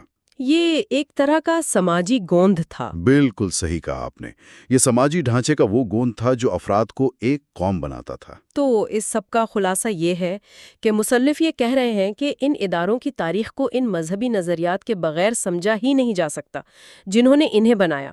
یعنی اگر آپ مذہب کو اس مساوات سے نکال دیں تو تاریخ کا بڑا حصہ بے معنی اور بے ربط ہو جاتا ہے۔ جی ہم ان اداروں کی شکل تو دیکھ پائیں گے لیکن ان کی روح کو نہیں سمجھ سکیں گے۔ بالکل، اور دلی اس سے بھی ایک قدم آگے جاتی ہے۔ وہ یہ ہے کہ آج کے بظاہر سیکولر ادارے بھی اکثر ان مذہبی ڈھانچوں کا عکس رکھتے ہیں۔ وہ جن اقدار کو برقرار رکھتے ہیں، جیسے انسانی وقار کا تقدس، برابری کا اصول یا قانون کی حکمرانی، ان سب کی جڑیں گہری مذہبی اور اخلاقی فکر میں موجود ہیں، چاہے آج ان کے لیے مذہبی زبان استعمال نہ کی جاتی ہو۔ تو کتاب کا موقف یہ ہے کہ ہم نے عمارت تو رکھ لی ہے لیکن اس بنیاد کو فراموش کر رہے ہیں جس پر وہ کھڑی تھی۔ جی، یہی ان کا مرکزی پیغام ہے۔ آج ہم نے معاشرے کی بنیاد سے لے کر خلا کی وسعت تک کا ایک حیرت انگیز سفر کیا۔ کتاب کی مرکزی دلیل بہت واضح ہے کہ عقیدہ ایک طاقتور تاریخ ساز قوت ہے جس نے صرف افراد کی ذاتی زندگیوں کو نہیں بلکہ پوری تہذیبوں کو تشکیل دیا ہے۔ یہ ایک نجی احساس سے شروع ہو کر اجتماعی حقیقت بن گیا۔ اگر آج کی گفتگو کو چند اہم نکات میں سمیٹنا ہو تو وہ یہ ہوں گے۔ پہلا، یہ سمجھنا کہ مذہب صرف عبادات کا مجموعہ نہیں بلکہ ایک مکمل سماجی، قانونی اور اخلاقی آپریٹنگ سسٹم تھا جس پر تہذیبیں چلتی تھیں۔ صحیح۔ دوسرا، تاریخ میں اس کا کردار ہمیشہ دوہرا رہا ہے۔ یہ عظیم تحریکوں اور تخلیق کا ذریعہ بھی بنا اور شدید تنازعات اور تباہی کا بھی، اور اس کی وجہ انسانی تشریح ہے۔ تیسرا، ہمارے قانون اور تعلیم جیسے کلیدی اداروں کی بنیادوں میں مذہبی فکر اتنی گہرائی تک موجود ہے کہ اسے الگ نہیں کیا جا سکتا۔ اور چوتھا جو مجھے بہت دلچسپ لگا وہ سائنس والا نقطہ ہے۔ جی، اور چوتھا، مصنف کا جدید سائنس سے پیدا ہونے والی حیرت کو ایمان کو چیلنج کرنے کے بجائے اسے تقویت دینے کے لیے استعمال کرنا، جو ایک بہت منفرد اور جدید نقطہ ہے۔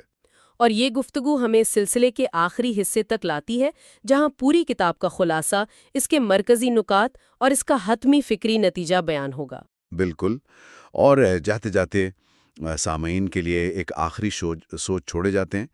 مصنف کا کہنا ہے کہ مذہبی فکر ہماری اجتماعی یادداشت کا ایک بنیادی ستون ہے۔ اگر یہ سچ ہے تو کسی معاشرے کی شناخت اور اس کے اداروں کا کیا ہوتا ہے جب اس ستون کو ہٹا دیا جائے یا اسے کسی اور چیز سے تبدیل کر دیا جائے؟ آج ہم 21ویں صدی میں کون سی نئی اجتماعی یادداشت تشکیل کر رہے ہیں اور اس کی بنیاد کن اقدار؟ تو آج ہم اس سفر کے 8ویں اور آخری پڑاؤ پر ہیں۔ اور آج کا مقصد صرف پچھلی باتوں کو دہرانا نہیں ہے۔ نہیں، بالکل نہیں۔ آج ہم کوشش کریں گے کہ ان تمام بکھرے ہوئے ٹکڑوں کو ملا کر دیکھیں کہ مصنف نے جو تصویر بنائی ہے وہ آخر دکھتی کیسی ہے۔ صحیح، یعنی یہ اس پوری بحث کا نچوڑ ہے۔ جی، وہ مرکزی خیال جسے سمجھنے کے لیے ہم نے سارا سفر طے کیا۔ اور یہ گفتگو ان کے لیے بھی ہے جو آج پہلی بار ہمارے ساتھ شامل ہو رہے ہیں۔ آج ہم اس پوری کتاب کے دل تک پہنچنے کی کوشش کریں گے۔ تو آئیے شروع کرتے ہیں۔ تو میرا پہلا سوال یہی ہے کہ جب عقلی، سائنسی، تاریخی اور ذاتی تجربات کے تمام دھاگے اکٹھے ہوتے ہیں تو ان سے کون سی تصویر بنتی ہے؟ یہ ایک بہترین سوال ہے اور یہی کتاب کا مرکزی نقطہ ہے۔ اچھا، مصنف کے نزدیک یہ سب الگ الگ ثبوت نہیں ہیں۔ تو پھر کیا ہے؟ وہ اسے ایسے دیکھتے ہیں جیسے بہت سے دریا الگ الگ پہاڑوں سے نکلتے ہیں لیکن آخر میں سب ایک ہی سمندر میں جا گرتے ہیں۔ واہ، یہ بہت دلچسپ تشبیہ ہے۔ جی، مصنف کے نزدیک کائنات، اخلاق، تاریخ اور سائنس یہ سب وہ دریا ہیں جو انسان کو حقیقت کے ایک ہی سمندر کی طرف لے جاتے ہیں۔ تو یہ دریا ہیں کون کون سے؟ کتاب میں تو درجنوں دلائل ہیں۔ مصنف ان سب کو کن بنیادی ستونوں کے گرد جمع کرتے ہیں؟ بنیادی طور پر 5 ستون ہیں۔ 5، ٹھیک اور ہے۔ ان سب کی خاص بات یہ ہے کہ یہ باہر کی دنیا سے شروع ہو کر انسان کے اندر کی دنیا پر ختم ہوتے ہیں۔ یہ بات اہم ہے۔ تو پہلا ستون کیا ہے؟ پہلا ستون ہے وجودی دلائل۔ وجودی دلائل، یعنی یہ سادہ سا سوال کہ آخر کائنات موجود ہی کیوں ہے؟ بالکل، کچھ نہ ہونے کے بجائے کچھ کیوں ہے؟ یہ سوال تو صدیوں سے فلسفیوں کو پریشان کرتا آیا ہے۔ جی، اور مصنف کہتے ہیں کہ اس سوال کا جواب کسی لیبارٹری میں نہیں مل سکتا۔ یہ سوال خود انسان کے اندر ایک گہری بے چینی اور حیرت پیدا کرتا ہے۔ صحیح۔ اور دوسرا ستون؟ دوسرا ستون اخلاقی اصول ہے۔ یعنی ہم سب کے اندر صحیح اور غلط کا احساس؟ جی، یہ ضمیر کی آواز کہاں سے آتی ہے جو ہمیں بتاتی ہے کہ انصاف اچھا ہے اور ظلم برا، چاہے ہمارا ذاتی فائدہ کسی بھی طرف ہو؟ اور یہ احساس کسی ایک ثقافت یا مذہب تک محدود نہیں، یہ تو عالمگیر ہے۔ بالکل، یہی تو سوچنے کی بات ہے۔ واقعی۔ تیسرا ستون کیا ہے؟ تیسرا ہے تجرباتی مشاہدات۔ اچھا، یہ ذاتی تجربات کی بات ہو رہی ہے؟ جی، یہ وہ ذاتی گہرے لمحات ہیں جب انسان کو لگتا ہے کہ وہ کسی بڑی حقیقت سے جڑ گیا ہے۔ جیسے کسی خوبصورت منظر کو دیکھ کر؟ ہاں، یا کسی مشکل میں اچانک مدد ملنے پر، یا صرف گہری خاموشی میں غور و فکر کرتے ہوئے۔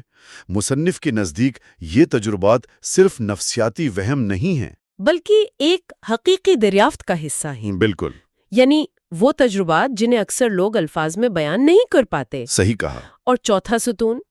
وہ سائنس سے متعلق ہے۔ یہ چوتھا ستون ہے سائنسی حدود۔ مصنف سائنس کے مخالف نہیں بلکہ اس کے بہت بڑے حامی ہیں۔ یہ بات واضح کرنا ضروری ہے۔ وہ یہ نقطہ اٹھاتے ہیں کہ سائنس ہمیں بتاتی ہے کہ کائنات کیسے کام کرتی ہے، یہ نہیں بتاتی کہ یہ کیوں موجود ہے۔ بالکل، سائنس قوانین بتاتی ہے، قوانین بنانے والے کا پتہ نہیں دیتی۔ یہ حد انسان کو سائنس سے آگے سوچنے پر مجبور کرتی ہے۔ بہت اہم نقطہ ہے۔ اور آخری ستون؟ آخری اور پانچواں ستون ہے ثقافتی اور تاریخی اثرات۔ یعنی یہ سوال کہ تاریخ کے ہر دور میں، ہر تہذیب میں خدا کا تصور اتنی مضبوطی سے کیوں موجود رہا ہے؟ جی، چاہے وہ تہذیبیں کتنی ہی الگ تھلگ کیوں نہ ہوں، کیا یہ محض ایک اتفاق ہے یا یہ انسانی فطرت کی کسی گہری پکار کی عکاسی کرتا ہے؟ یہی سوال ہے۔ خود کا وجود، ضمیر کی آواز، ذاتی روحانی تجربات، سائنس کی خاموشیاں اور تاریخ کی گواہی۔ جی، لیکن یہ سب تو بالکل الگ الگ شعبوں سے ہیں۔ ایک فزکس سے ہے، ایک تاریخ سے ہے، ایک نفسیات سے۔ مصنف ان سب کو ایک ہی دھاگے میں کیسے پروتے ہیں؟ ان کا مشترکہ نقطہ کیا ہے؟ ان سب کا مشترکہ نقطہ یہ ہے کہ یہ انسان کو جواب دینے سے زیادہ سوال پوچھنے پر مجبور کرتے ہیں۔ اچھا، یہ انسان کو اس کی اپنی ذات کی طرف لوٹا دیتے ہیں۔ اس کی کوئی مثال دیں گے؟ جی، مثال کے طور پر کائنات کا وجود صرف ایک علمی سوال نہیں ہے۔ جب کوئی شخص سنجیدگی سے اس کائنات کی وسعت پر غور کرتا ہے تو وہ صرف معلومات اکٹھی نہیں کر رہا ہوتا، بلکہ وہ کچھ محسوس بھی کر رہا ہوتا ہے۔ بالکل، وہ حیرت، وہ اپنی کم مائیگی کا احساس۔ آپ کی بات مجھے کتاب کے اس سے کی یاد دلا رہی ہے جہاں امریکی سائنسدان لوئس تھامس کا حوالہ دیا گیا ہے۔ جی، لوئس تھامس کا۔ انہوں نے زمین کو خلا سے دیکھ کر کہا تھا کہ یہ خلا میں معلق ہے اور واضح طور پر زندہ ہے۔ کیا خوبصورت جملہ ہے۔ یہ سائنسی ہونے کے ساتھ ساتھ شاعرانہ بھی ہے۔ بالکل، اور مصنف اسی نقطے کو پکڑتے ہیں۔ ایک لمحے کے لیے اس تصویر کے بارے میں سوچیں۔ ایک زندہ سیارہ، ایک زندہ سانس لیتا ہوا سیارہ جو کائنات کی بے پناہ تاریکی اور خاموشی میں تیر رہا ہے۔ یہ سوچ کر ہی عجیب سا احساس ہوتا ہے۔ یہ سائنسی حقیقت بھی ہے اور ایک گہرا روحانی تجربہ بھی۔ مصنف کے مطابق جب انسان اس زندہ سیارے اور اس وسیع کائنات پر سنجیدگی سے غور کرتا ہے تو اس کے رونگٹے کھڑے ہو جاتے ہیں۔ اور یہ مشاہدہ اسے اپنی ذات کی محدودیت اور کائنات کی عظمت کا احساس دلاتا ہے۔ جی، اور یہیں سے اصل سفر شروع ہوتا ہے۔ تو گویا کتاب کا سب سے بڑا اور شاید مرکزی خیال یہ نہیں ہے کہ خدا موجود ہے، بلکہ یہ کہ خدا کو پا لینے کا دعویٰ ہی شاید ناممکن ہے۔ آپ صحیح سمت میں سوچ رہی ہیں۔ یعنی اصل مقصد تلاش کے عمل میں زندہ رہنا ہے۔ یہ تو بہت غیر روایتی بات لگتی ہے۔ اور یہی اس کتاب کی گہرائی ہے۔ مصنف کا حتمی نتیجہ کوئی ریاضیاتی فارمولہ نہیں ہے، کوئی ایسا ثبوت نہیں جس کے بعد بحث ہمیشہ کے لیے ختم ہو جائے۔ تو پھر نتیجہ ہے کیا؟ ان کا حتمی نتیجہ ایک دریافت ہے، اور وہ دریافت یہ ہے کہ خدا کی تلاش ایک انسانی سفر ہے جو کبھی نہیں رکتا۔ ایک منزل نہیں بلکہ ایک مسلسل عمل ہے۔ بالکل، لیکن کیا یہ جواب کچھ لوگوں کے لیے غیر تسلی بخش نہیں ہوگا؟ ہو سکتا ہے۔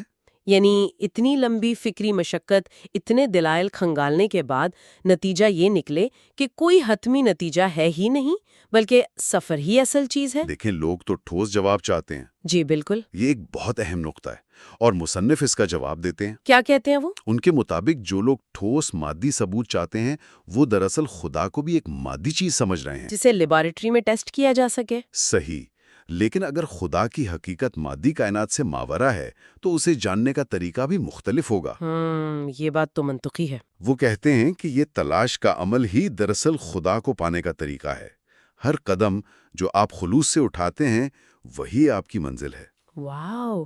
اس کا مطلب یہ ہوا کہ یہ سفر ہر شخص کے لیے ذاتی اور منفرد ہے۔ جی بالکل۔ ایک سائنسدان اپنی تحقیق میں کائنات کے قوانین کو دریافت کر کے اس سفر کو طے کرتا ہے، ایک فلسفی اپنی فکر کی گہرائیوں میں اتر کر، اور ایک عام انسان اپنے روزمرہ کے تجربات، اپنی خوشی اور غم میں اس حقیقت کو محسوس کرتا ہے۔ جی، اور مصنف اسی نقطے کو واضح کرنے کے لیے سائنس اور روحانیت کو ایک دوسرے کا مخالف نہیں، بلکہ ایک ہی حقیقت کو جاننے کے دو مختلف راستے قرار دیتے ہیں۔ درست۔ جب ایک سائنسدان کائنات کے اصولوں کو دریافت کرتا ہے تو وہ بھی اسی عظیم حقیقت کے ایک پہلو کو سمجھ رہا ہوتا ہے، اور جب ایک صوفی اپنے اندر کی دنیا میں غوطہ لگاتا ہے تو وہ بھی اسی حقیقت کا تجربہ کر رہا ہوتا ہے۔ دونوں کی زبان الگ ہے، راستے الگ ہیں، لیکن جستجو ایک ہی ہے۔ تو اس سب کا مطلب کیا نکلتا ہے؟ وہ کون سا ایک بڑا خیال ہے جو سامعین کو اس پوری گفتگو سے اخذ کرنا چاہیے؟ اس کتاب کا مرکزی فکری پیغام کیا ہے؟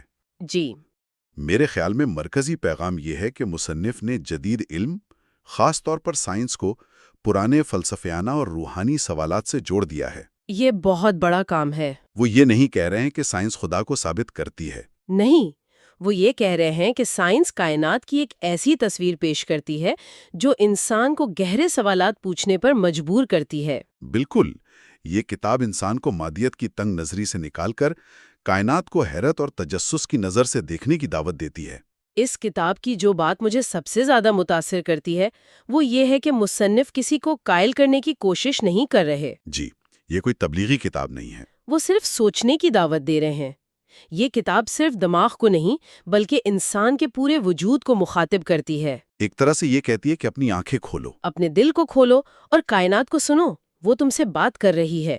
صحیح کہا، اور مصنف کا سب سے زیادہ زور اس بات پر ہے کہ اس تلاش میں خلوص اور سنجیدگی سب سے اہم ہے۔ نیت کا معاملہ جی نتیجہ ڈھونڈنے والے کی نیت پر منحصر ہے۔ وہ لکھتے ہیں کہ اگر کوئی صرف بحث جیتنے یا کسی کو نیچا دکھانے کے لیے دلائل تلاش کر رہا ہے تو اسے صرف کھوکھلے دلائل ہی ملیں گے۔ بالکل، لیکن اگر کوئی خلوص نیت سے سچائی کو سمجھنا چاہتا ہے تو کائنات کی ہر چیز، ایک پتے کا گرنا بھی اس کے لیے ایک نشانی بن جاتی ہے۔ یعنی یہ تلاش ایک علمی مشق سے بڑھ کر ایک روحانی ریاضت بن جاتی ہے۔ جی بالکل یہی۔ تو آج ہم نے دیکھا کہ کتاب خدا کی دریافت کے تمام دلائل، چاہے وہ کائنات کی وسعتوں سے ہوں یا انسانی ضمیر کی گہرائیوں سے، کس طرح انسان کی اندرونی جستجو پر آ کر ختم ہوتے ہیں، یہ ایک ایسا سفر ہے جو باہر کی دنیا کے مشاہدے سے شروع ہوتا ہے اور انسان کے اپنے اندر کی دریافت پر ایک نئے سفر کا آغاز کرتا ہے۔ ہم نے یہ بھی سمجھا کہ مصنف کے نزدیک خدا کی تلاش کوئی ایسی چیز نہیں جسے ایک بار پا لیا اور قصہ ختم ہو گیا، نہیں، بلکہ یہ ایک زندہ تجربہ ہے جو وقت کے ساتھ گہرا ہوتا جاتا ہے۔ ایک ایسی گفتگو جو انسان اور کائنات کے درمیان ہمیشہ جاری رہتی ہے، ایک نہ ختم ہونے والا سفر۔ اور یہ گفتگو ہمیں واپس اسی بنیادی سوال پر لے آتی ہے جس سے یہ تحقیق شروع ہوئی تھی، اور یہ سوال ہر سننے والے کے لیے ہے کہ وہ اس پر غور کرے۔ خدا کی دریافت، کیا یہ سفر ختم ہوتا ہے یا یہ ہمیشہ جاری رہتا ہے؟ ہم نے مولانا وحید الدین خان کی اس کتاب کے خیالات کا گہرائی سے جائزہ لیا، لیکن یہ صرف ایک نقطہ نظر ہے۔ یقیناً۔ اس بارے میں آپ کی کیا رائے ہے؟ کن کتابوں، نظریات یا تجربات نے آپ کی سوچ پر اثر ڈالا ہے؟ یہ جاننا بہت دلچسپ ہوگا۔ اپنی رائے کمنٹس میں ضرور شیئر کریں، کیونکہ یہ گفتگو یہیں ختم نہیں ہوتی۔ یہ تو ابھی